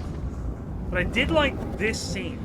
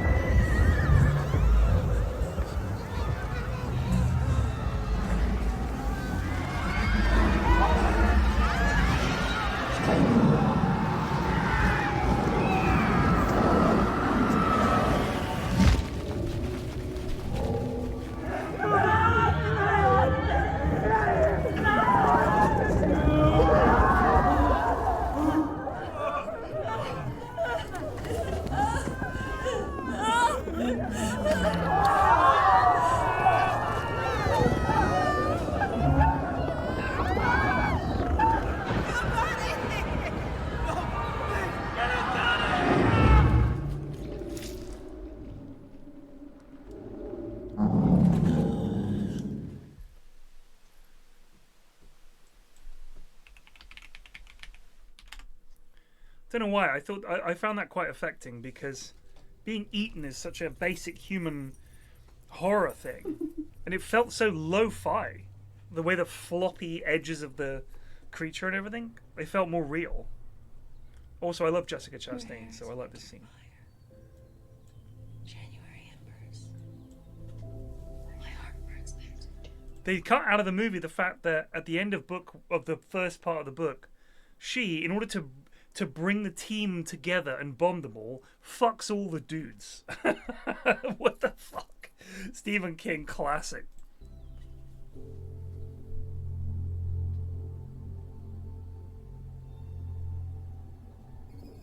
See the old lady in the background going crazy. I watched these with my kids. They were like, "Oh my god!" Ah! It was just fun. It was fun. It was stupid. I do apologize. It gets so very hot here this time of year. It's fine.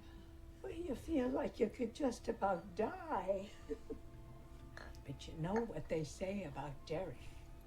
No one who dies here ever really dies.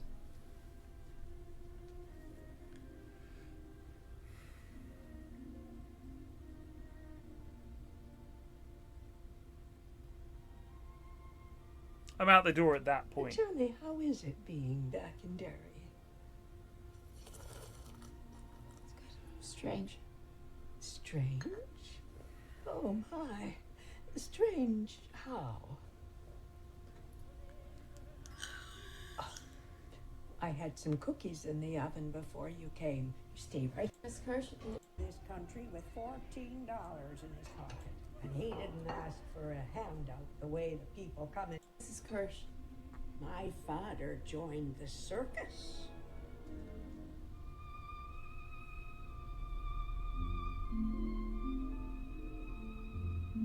Do you see her peeking around the corner there? Or did I imagine it? Yeah, there she is. Oh shit, that's creepy.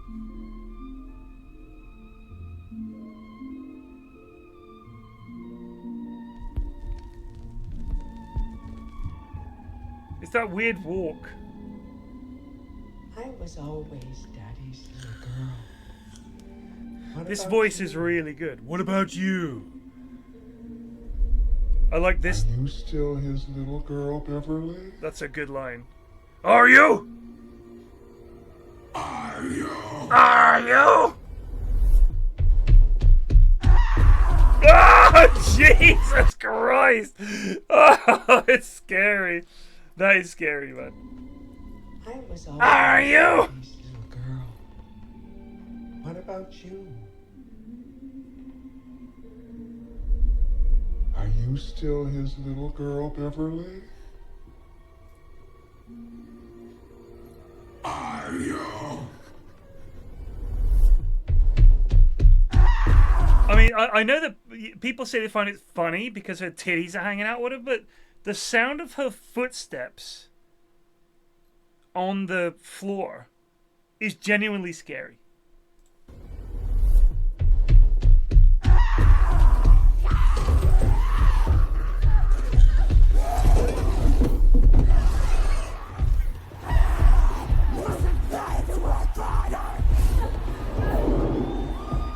Yes, of course I watch this with the kids. Look, kids these days are not the way they were 20, 30 years ago. I'm not even kidding. Like, they're built different. In the same way that the films that scared my parents, when I watch them now, I'm like, even as a kid, I watched films and my parents were like, it's really scary, are you going to be alright? And I watched it, I was like, this is fucking great. But then there were other films that did scare the shit out of me. Like Alien scared the shit out of me. Oh, The Blob. So, alright, I don't know if anyone knows anything about The Blob. But The Blob was like something I was scared of when I was a kid. A lot. Like The Blob, I saw it when I was very little. Because for some reason, I don't know why, but when I was a kid, I remember I saw some quite inappropriate movies on TV. And these would have just been on TV. These wouldn't have been like you had to pay, or my parents rented them, because you didn't really get rentals and stuff back then. It wasn't quite like that. But I remember thinking, like, damn, this is scary. Demon Seed being a prime example.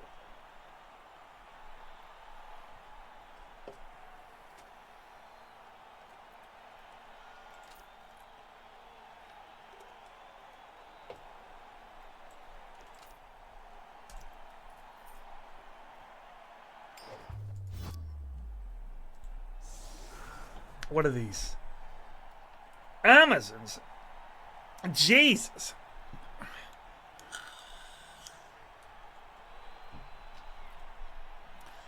Like, the things that scared me when I was a kid were kind of varied, I guess. But a lot of the things that my parents told me, or that I was told were going to be scary, I didn't find that scary. I never liked gore. I've never really liked gore. Like The Fly, the Cronenberg, like David Cronenberg movies in general, they unsettle me and make me feel queasy more than they scare me. But like Videodrome and stuff like that gets stuck in my head. Naked Lunch, like those kind of things. Like Rabid, those kind of movies, they get stuck in my head, but not in a good way. Not like Drag Me to Hell. The idea that hell is real and you could be cursed to go there is a terrifying thing to an atheist, especially. The idea that this is all real, and hell is real, and demons are real, and you will go to hell, is much more scary to me than the old lady in It. But I can appreciate that kind of horror, I can appreciate as, the orcs found a game! Yes! Like, I like that a lot more. Do you know what I mean? But yeah, I definitely remember when I was a kid watching films. This would have been in the States. I'm thinking, like, should I be watching this? You know what I mean? Demon Seed has a scene where Julie... Demon Seed, is it? Who is it? Julie... 1977. Julie Christie is raped by a robot. I hate to use that term. Raped by a robot.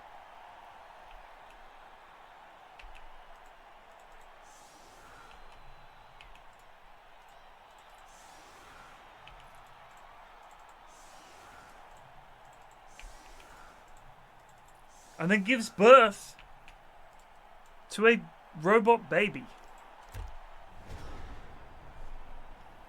It's as terrible as it sounds.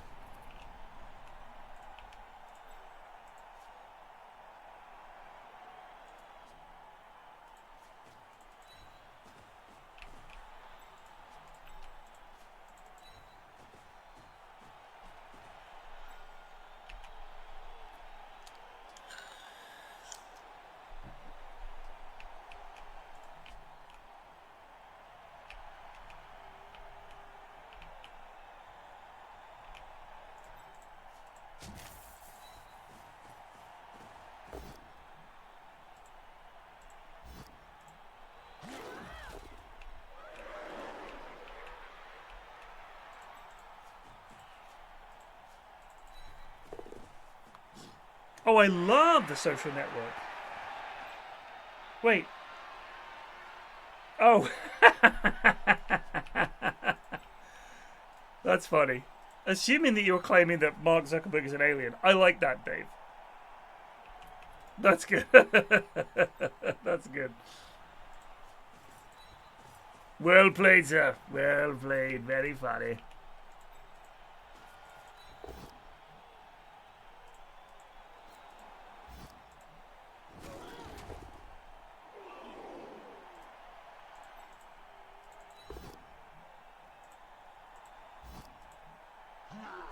For a second I was like, what the fuck is he talking about? But that's good. I don't know if that's your joke. If it is, fucking fair play, mate. Bloody good joke there.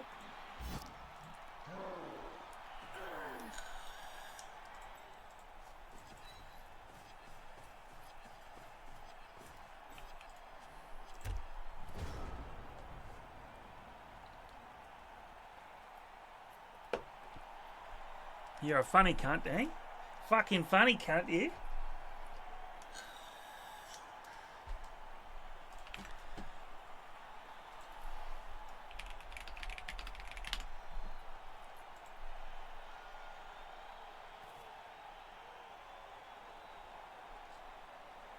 Oh, it's on Daily Motion. How about that? Daily Motion, the worst. The worst.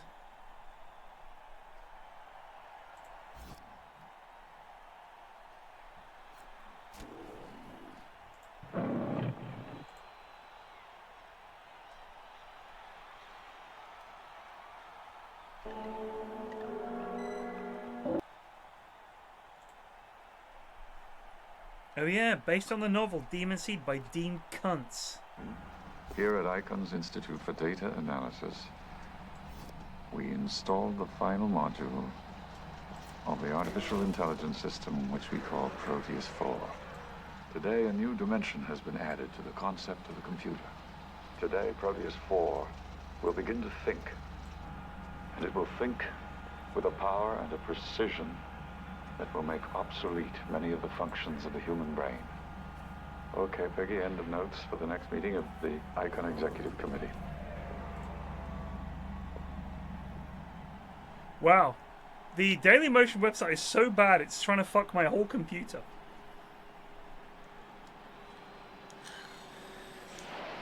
Fucking oath.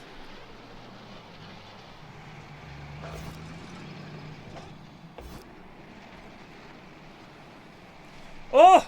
It's got the entirety of the Forbin Project. I love that movie.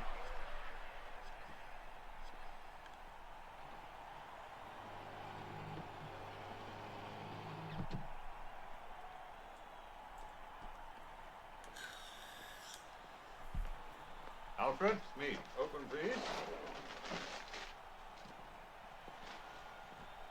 Welcome home, Professor Spoonfeed. And I'd like a drink. The usual, please.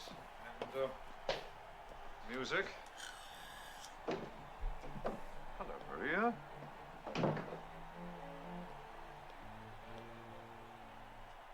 Let's have some strawberries. Wonderful. Wow, Dailymotion website is so bad. I've got to close it. It's actually fucking up my whole computer. That movie is Demon Seed.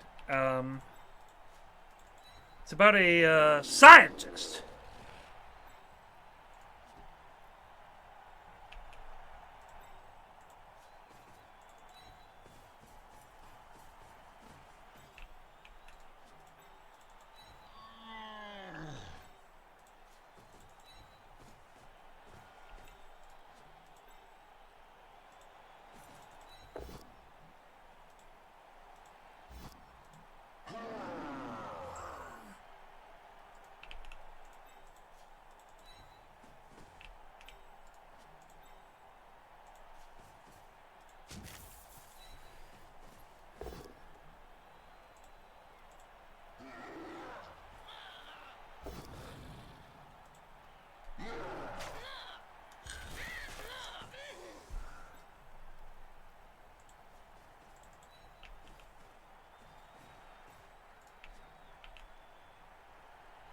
Computer!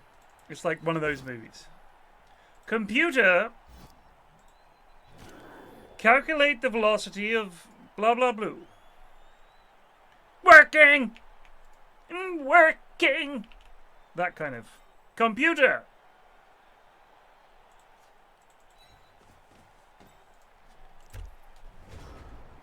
And then, of course, it falls in love with Julie Christie. For reasons unknown. It's a robot. But it just starts like lingering on her.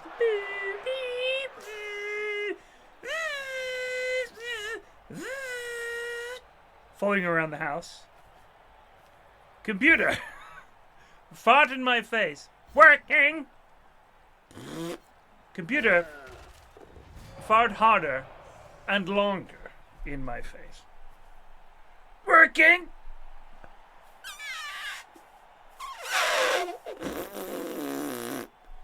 Good job, computer. Well done. Computer! Just like that, over and over again.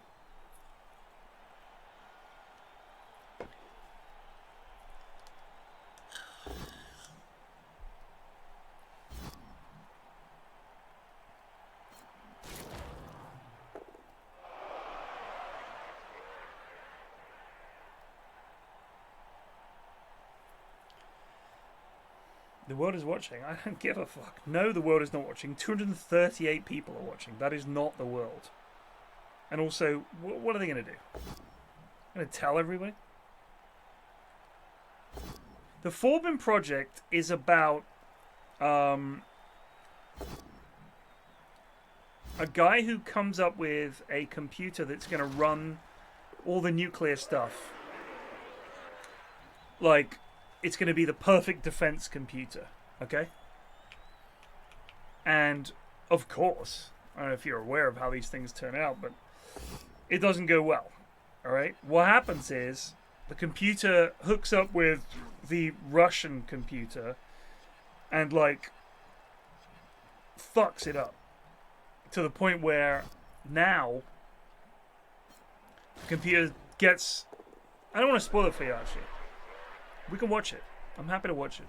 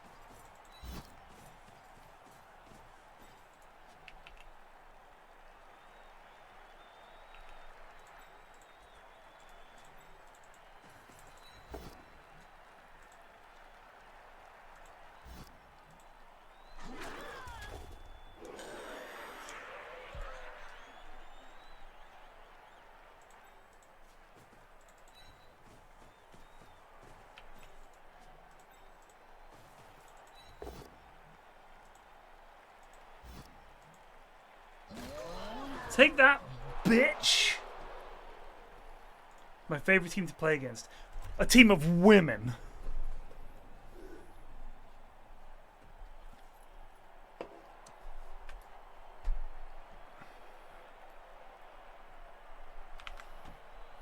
I've discovered that on YouTube there is a channel. I spoke about this multiple times. I'm spreading the word. It's a channel called YouTube Movies and Games. And it's like full movies.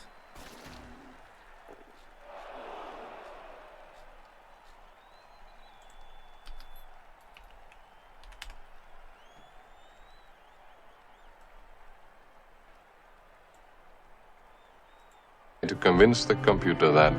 Arrives another. Oh my god, this fucking AI shit. Fuck off.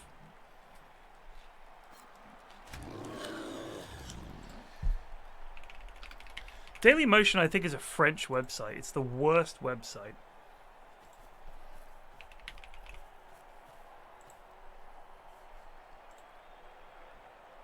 There's no theatre mode, for example. Small ideas can have a big... So you have to have all the shit on the right-hand side just on all the time.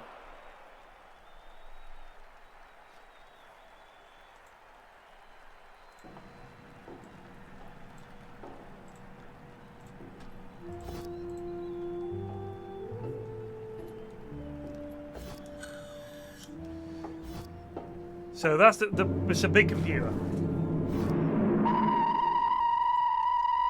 Working!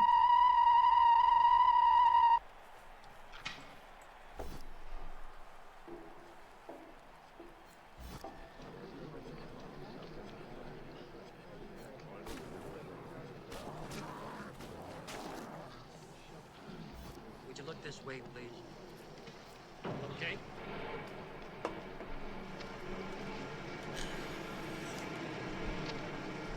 Yes, of course. So, here's what I want you to imagine, because we're going to skip on a bit. We're going to watch this in stages. Alright, cool. Hold on.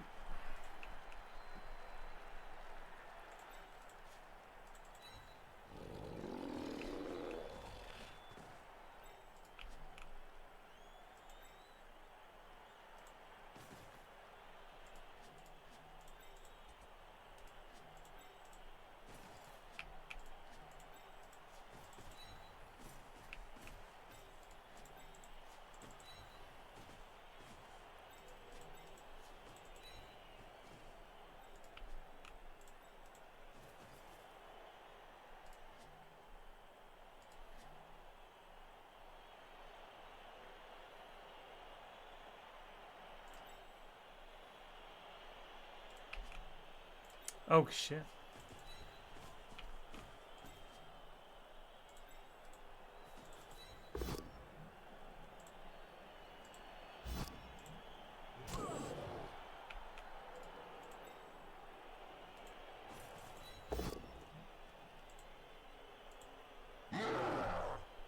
Bitch!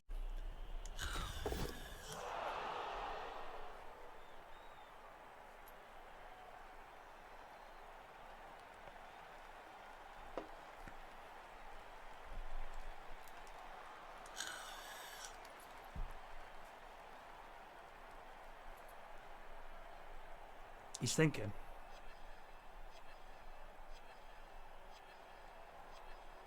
He's got 2 subs. Damn.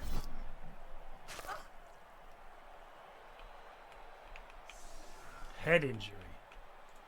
That's some damn fine clobbering.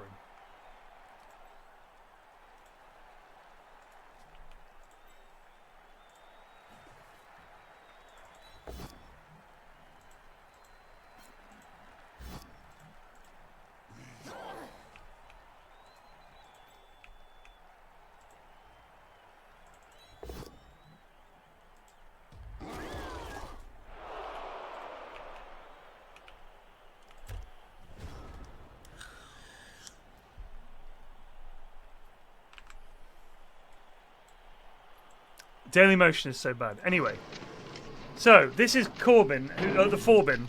He's come with this idea. Jeremy Forbin here. come up with this idea. Gentlemen, we have invented a new machine that will run our defense network, and it'll be perfect, and the Russians are President, fucked. all systems are activated. I hope I didn't keep you waiting too long. No. Congratulations, Dr. Foreman. It's a marvelous achievement. Thank you, sir. Here. The limousines are right through here. So, this machine that is now in charge of all of the nuclear launches and everything, which is definitely a thing that would happen, of course, this is the 70s. It says 1980, but come on, it's basically the 70s. In fact, technically it is. They're like, alright, in order to make this work and make sure that no one can fuck with it, we've got to seal it off behind all these measures so that it's impossible that a human being could ever get in there and mess with it.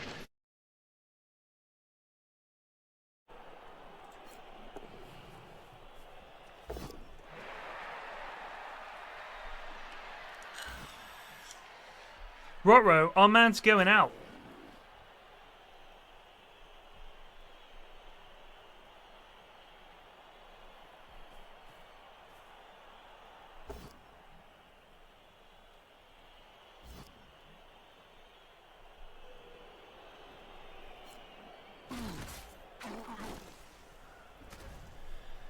Oh, well, there goes another thrower.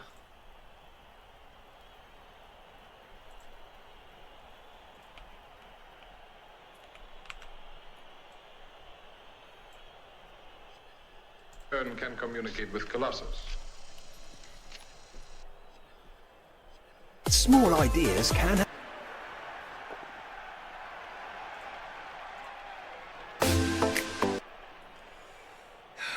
We are 5 minutes in, we've had 3 adverts. Sorry, Kaharia, I'm genuinely tempted to time you out. That is the opposite of the case. In what way is that the plot of Doctor Strangelove? Given that Doctor Strangelove doesn't feature computers, but instead a man who's gone mad, and the whole point is that there was a gap in the system. There was nothing to do with computers. So what are you talking about, son?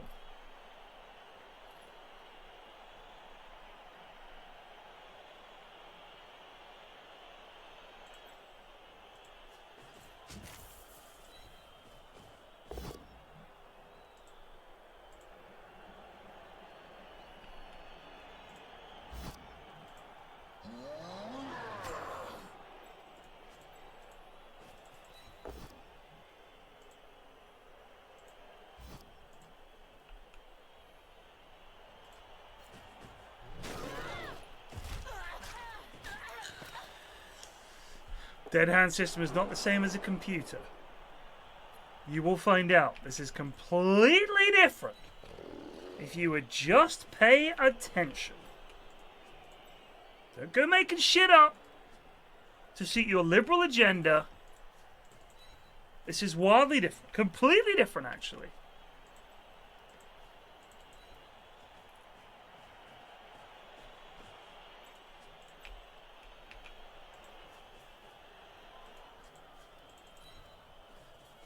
The dead hand system was not a machine. It was not a robot that had gone amok.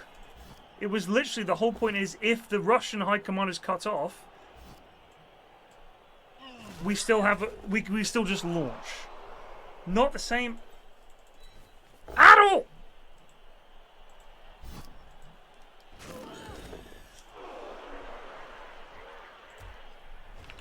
Gentlemen, it's always just gentlemen. Might be a woman taking notes somewhere. One inevitable question, which we have been asked very frequently before. And that is... Hold on. What'd they fuck up? Oh, they fucked up the dodge. Sick.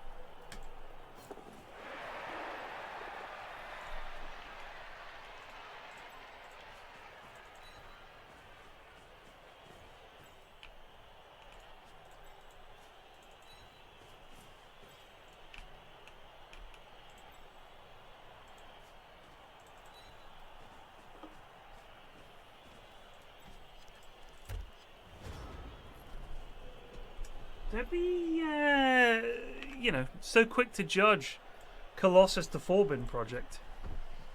Is Colossus capable of creative thought? Can it initiate new thought? I can tell you that the answer to that is no. However, Colossus is a paragon of knowledge, and its knowledge can be expanded indefinitely. I hope, along with all the scientists who helped make this particular project, that the immense power of this computer will not only be used for the defense of this country, but hopefully also as an aid to the solution of the many problems that we face on this earth, and the many more problems that we will face. Lable-Liker just resolved for 5 months. Grazie. PFlax. Grazie. Just want to say been enjoying your content for many years now. There is nothing he enjoy more than spamming love me wife, love me kids, love me dotes and dota. Computer. Computer. Computer. Computer. Computer. Computer. Computer. Computer. Computer. Computer.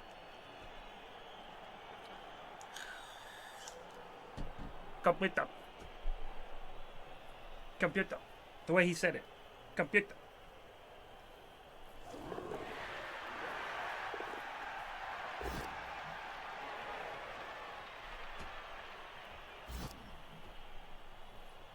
This computer. You'll hear it next time I play it. Computer.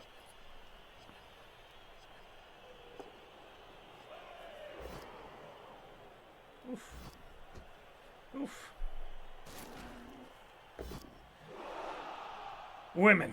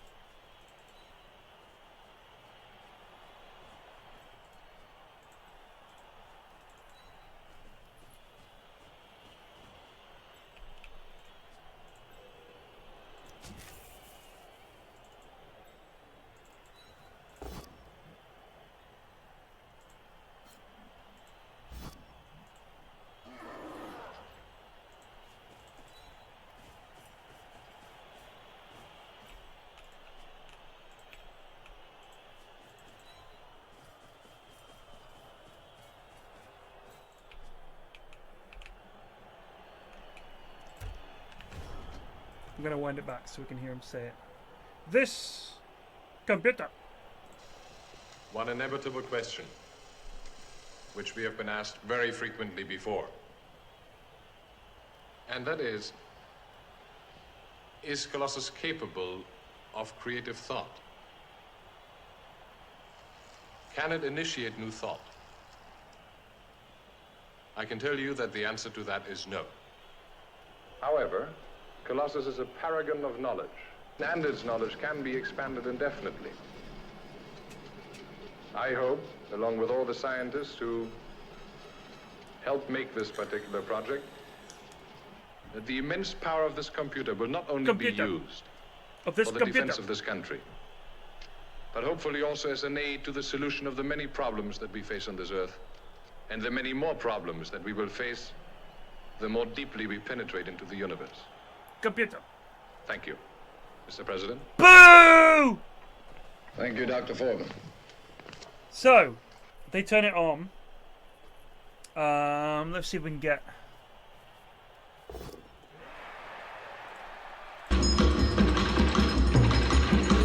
Yeah, we jumped ahead. Hold on. Oh, fuck's sake. God forbid. Computer. Kahari, what are you talking about, dude? It's Colossus. It doesn't need maintenance. It's the perfect computer.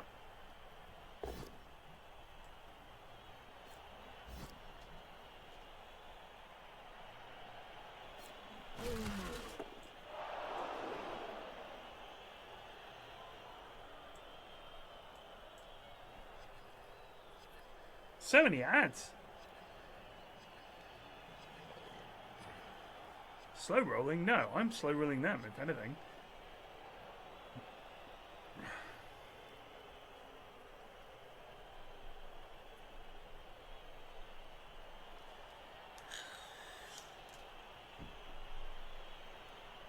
Look at all these movies.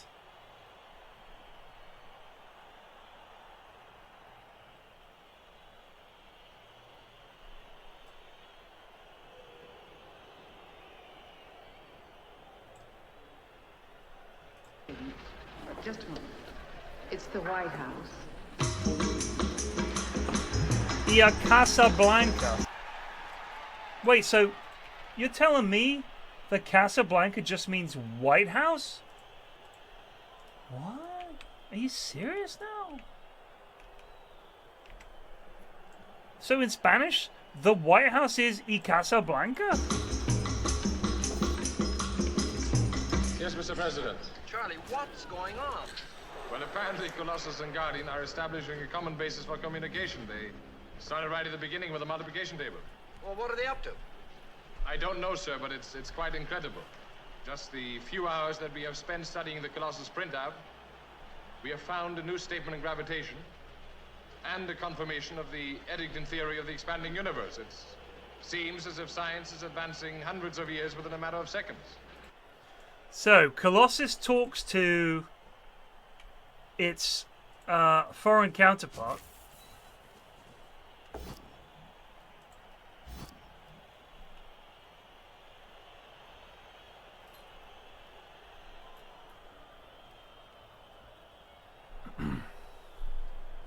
In Russia.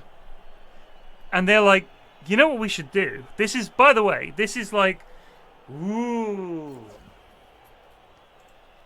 Science is crazy. They're like, what if, like, we got our computer here in America to talk to their computer there in Russia? What could go wrong?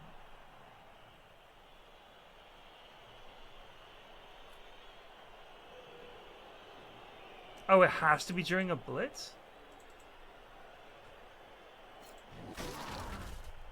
Huh.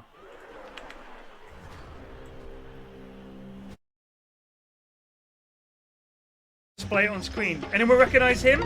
Did anyone recognize that Chinese fella? Anyone? Cartwright 4! And also, Big Trouble in Little China. He was like the go-to Chinese lad for a long time in film, it would appear. You saw him yesterday at Oldie? No, you didn't. Sorry, Laggy Clown. No, you didn't.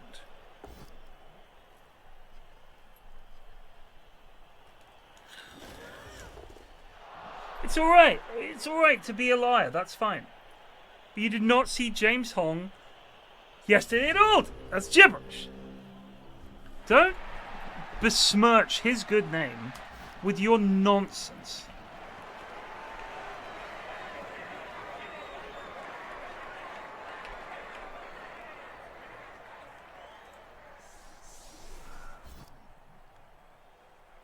Where's Joe Bugman?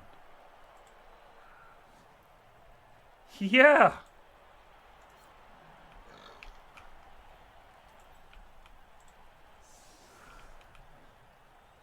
We've got him.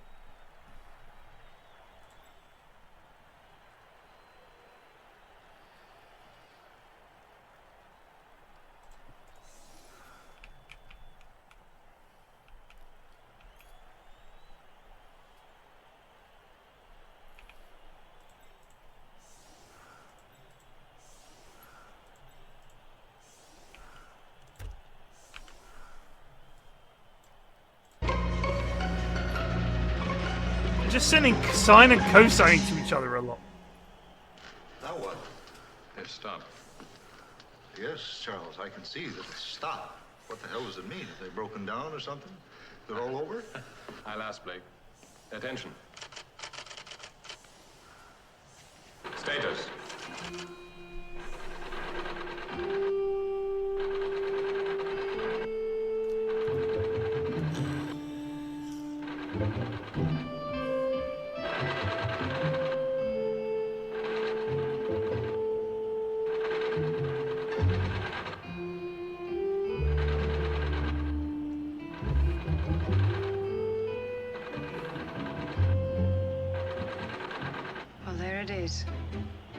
There's the common basis for communication. A new language. An intersystem language. Yeah, it's just numbers, mate. What are you talking about? But a language only those machines can understand.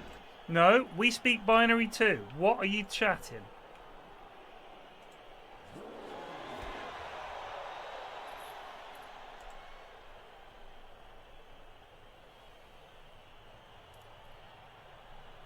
Binary. Well, if only we could understand it.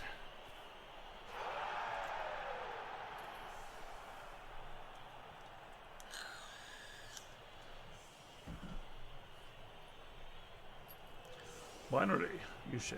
Interesting.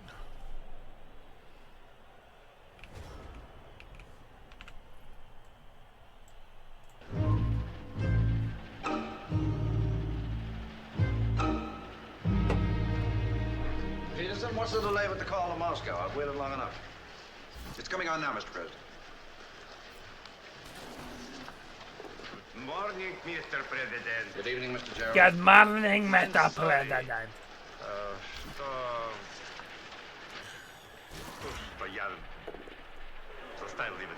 Sorry to have kept you waiting. Oh, you didn't, Mr. Chairman. I just got here myself. Oh, yeah, I understand English, but I cannot speak. Я перехожу сразу к делу. I will get instantly to the point. Мои советники сообщили мне, My advisors tell me что Колоссус that Colossus и Хранитель and Guardian are now exchanging data которые непонятны нашим which our experts do not understand. Кроме того, The matter передачи is made участились more по serious некоторым причинам. Я считаю, by что the sudden это increase in одинаково transmission. опасно, и я не особенно верю в то, что при такой At the скорости speed, we передачи cannot determine возможно what our machines may reveal контроль утечки нашей оборонной of our системы. defenses. Я считаю, что это также опасно для You вас, can appreciate что вы бесспорно that you are also посмотрите на мое in предложение, exactly the same потому что мы находимся в одинаковой situation. All right. We'll stop both machines as soon as our experts can arrange a time. Oh, now we're out of sync.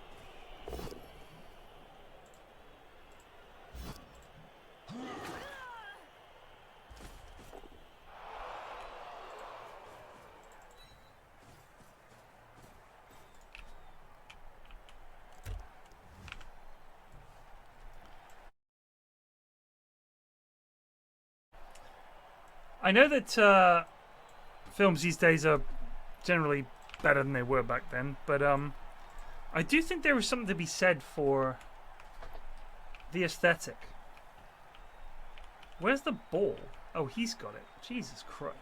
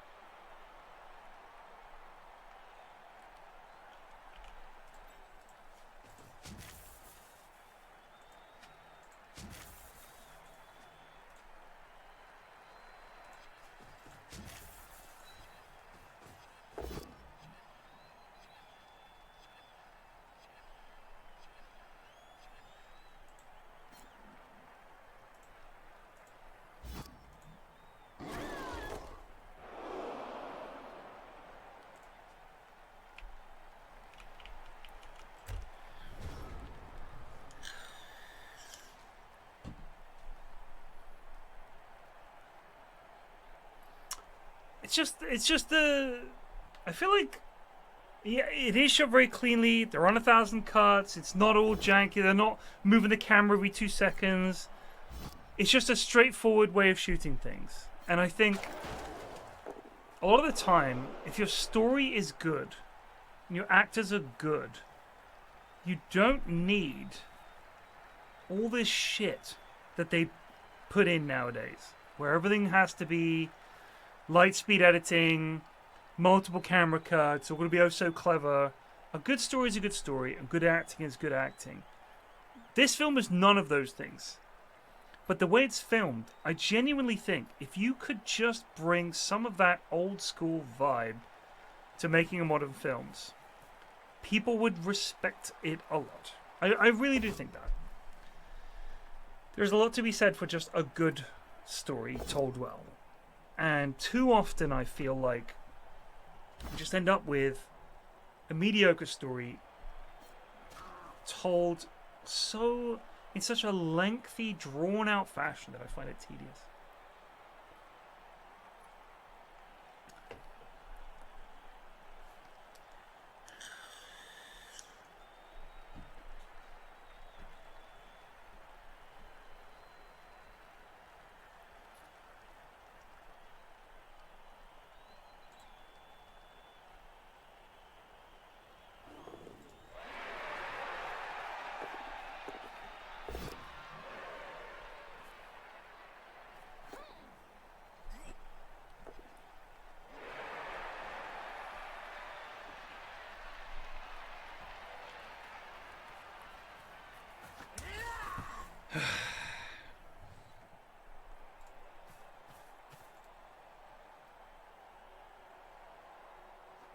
I don't know what AEW is. I don't care about wrestling. If this is a pro wrestling thing, I don't give a shit.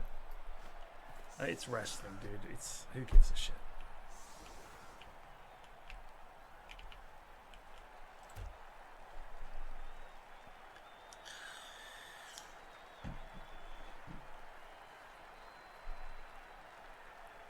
I just feel like if you let the dialogue and the story tell, you get a lot more effect. And I think that nowadays too much of the way that films are made is around the filmmaking and not the characters, the plot, the dialogue.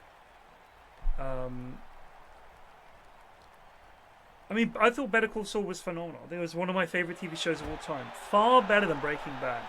Breaking Bad had some great episodes.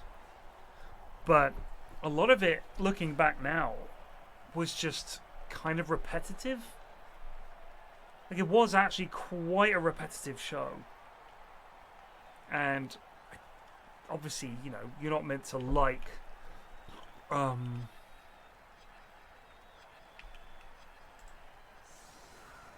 Walter White by the end of it. But I actively hated seeing him.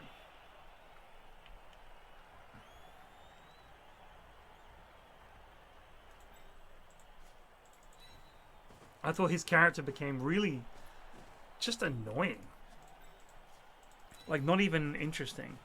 And I think the interesting characters in that show, like Mike and guys like that, became the more interesting characters.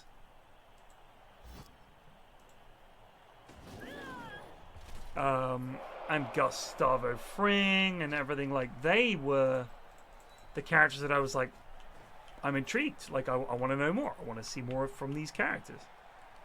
Rather than him, who I just found, like, I fucking hate this guy at this point.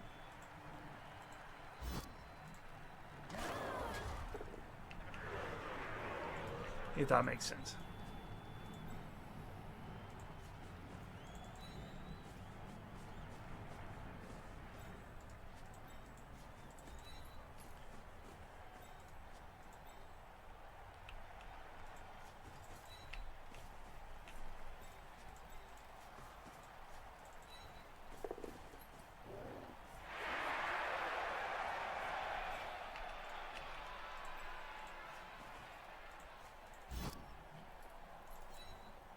And that's what I think Better Call Saul did so well was that so many of the characters that were like the background characters in Breaking Bad became the foreground characters in Better Call Saul. And you realize that actually Jesse Pinkman is not an interesting character at all. He's a very boring character. Like, he's actually probably one of the worst characters on the show. There's very little to him. Tell me about the depth of his character and how intriguing his storyline is. He's a junkie who tried to become a dealer and worked with Mr. White purely because he knew the business and what makes good drugs. If you compare that with Mike, who's a genuinely interesting character, Saul, who's a fucking fascinating character, Jesse Pinkman was like a super mid character. And when I watched Better Call Saul, all of the background characters, like, they made all of the villains, the good guys, there's no real good guys in that show, far more interesting. Like, Saul's, like his brother was an interesting character. Like, it just felt like a better show. It just felt like a better show. I think it was. Like, all ways round, it was just a superior television show. He's just dragged along. He's just there, I guess, to be the sort of moral core of the audience, saying, Mr. White, this is wrong, you can't do this. Like, that's all that he became, right? He wasn't interesting.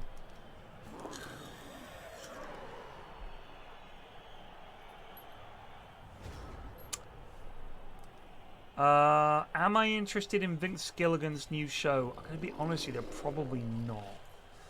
Purely because I feel like there are very few people who can make two shows like that. Do you know what I mean? Like, it's just so rare, so hard to do.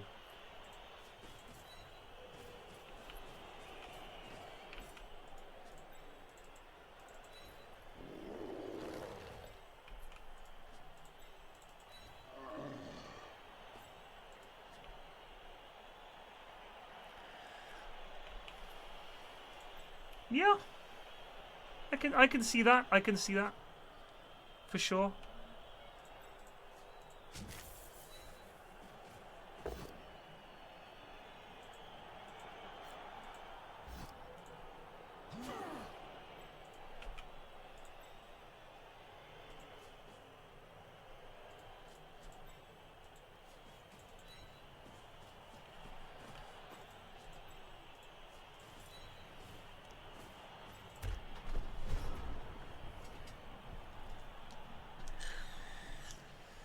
The thing is, Crimes, he's the other main character of the show. His whole job is being horrified about what's happening. How does his character change throughout the show? Other than, like, he's horrified. Like, at least Walter White changes from being a guy who's just trying to do right by his family to becoming a baddie. All that his role, that Jesse Pinkman's role, is to just be like the audience being horrified at Walt's transformation, right? As far as I can see. Like, I don't see what else he offers. There's no change in the character, there's no growth in the character. Thank you, Myers. He's just like... he's just there. And Walt does right by him at the end, because he's obviously, like, as innocent a party as you get in this story. He didn't sub? I thought he subbed. Wallet a sub. Oh. I think Myers subbed the other week. I don't think he was ever the baddie, though. Like, I don't think he ever lacked humanity. If it had started out where he was, like, the villain, but he was just, like, a guy stuck in a shitty situation, and he never got unstuck from shitty situations, is how I saw it.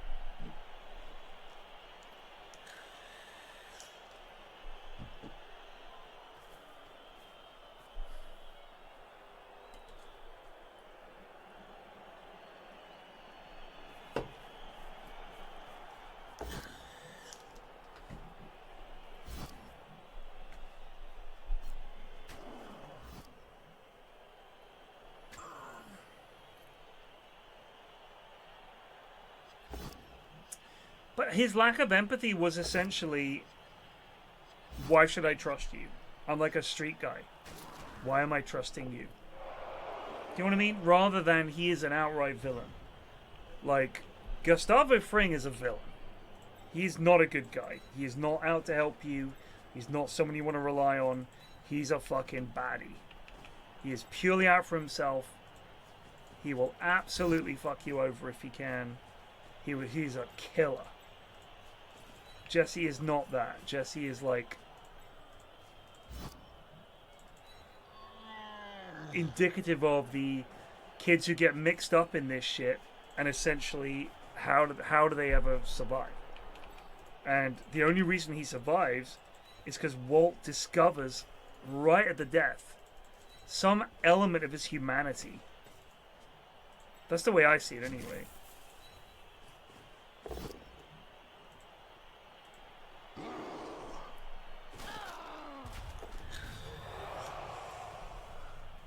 Yeah, I'm not.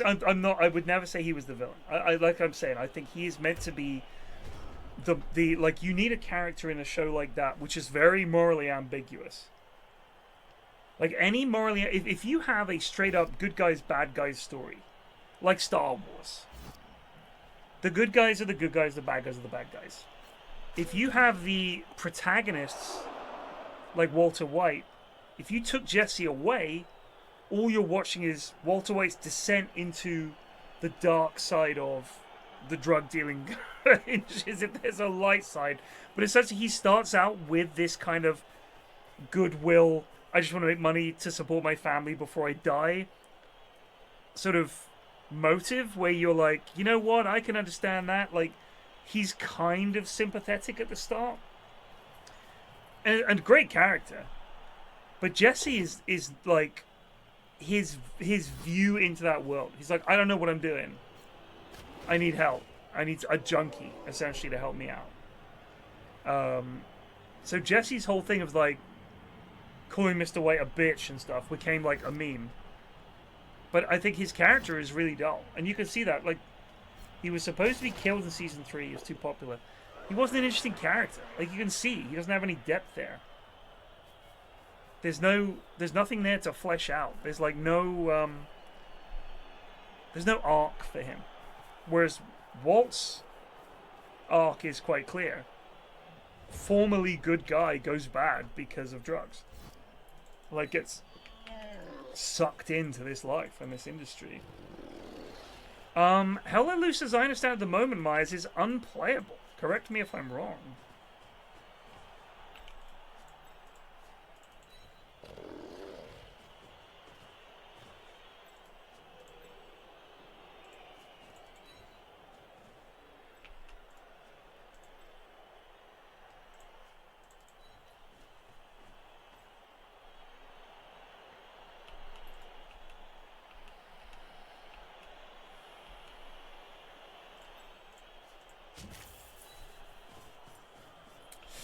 I don't know.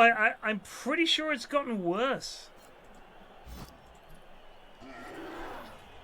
Like, as I understand it, the tanking is impossible, and a bunch of other shit is terrible.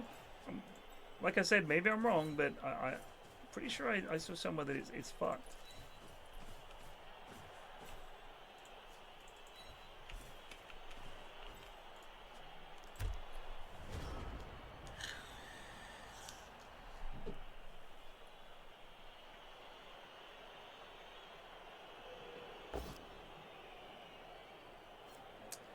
I think his role was to show that criminals are neither smarter nor more professional than anyone else on any job. I don't know if that's true. Because... where's a gaping hole for a 2D? Oh, fuck me. God damn it, you're right, Corpax. That's such a fucking bad move. Jesus Christ. I'm just not paying attention. I'm just reading chat.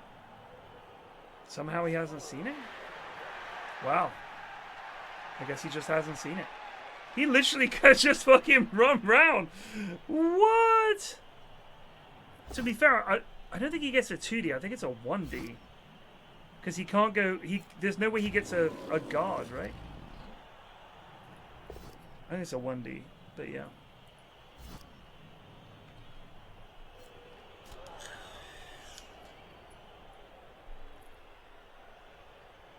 No, the Vietnam thing. Oh, okay. That's my bad. I'm not paying attention.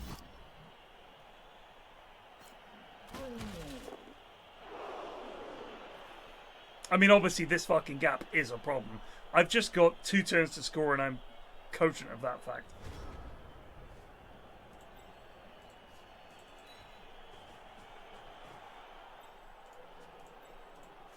I mean, this is like a nightmare team for me. They've got dodge. They've all got block and shit. It's hard.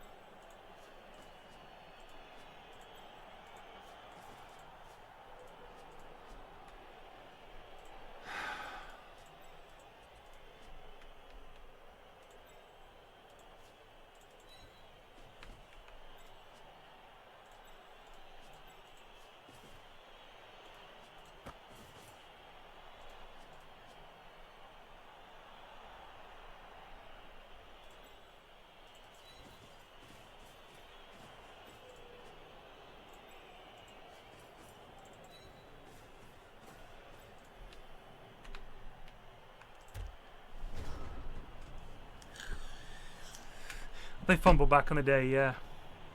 A lot. Like, a lot.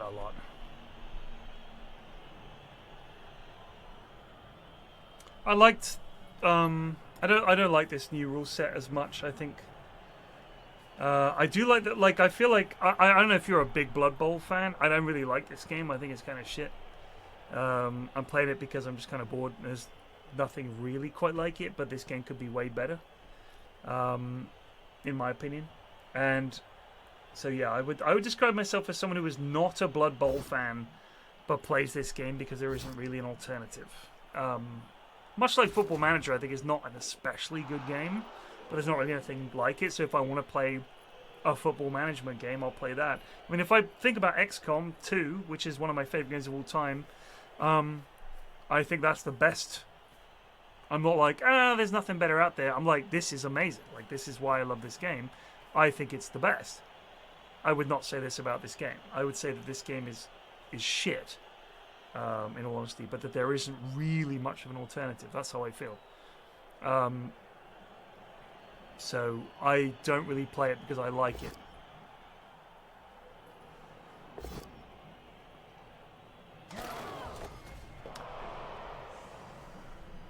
Dead. You are a Blood Bowl 2 fan? I mean, no offense, but I think maybe you haven't played good games.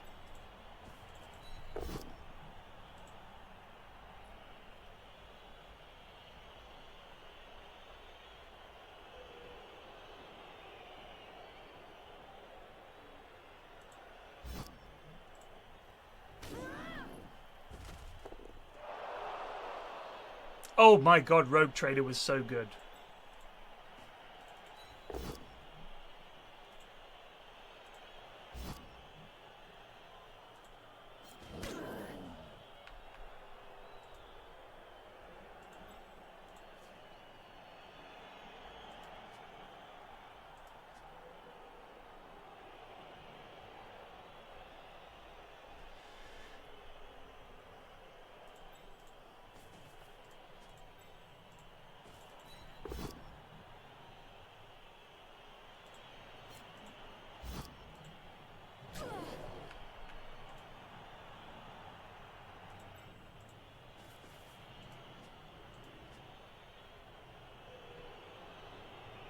Why does she get strength 4, bro?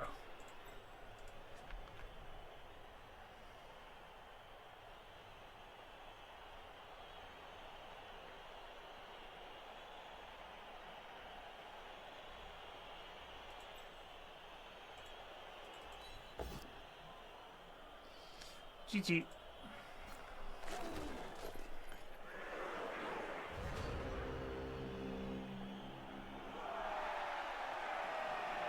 Honestly, Rogue Trader is that is such a fun fucking game. I loved it.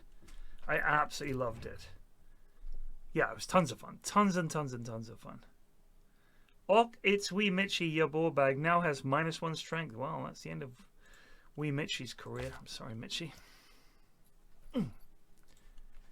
New orc thrower, please.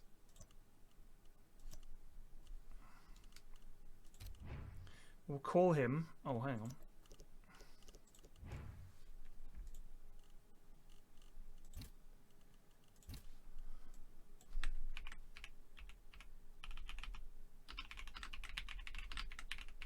Colossus, the Forbin project. He's just a shit thrower. Alright, anyway, where were we? I want to watch this. So, this is Colossus. So that is a bit of a banger. Just saying, bit of a banger.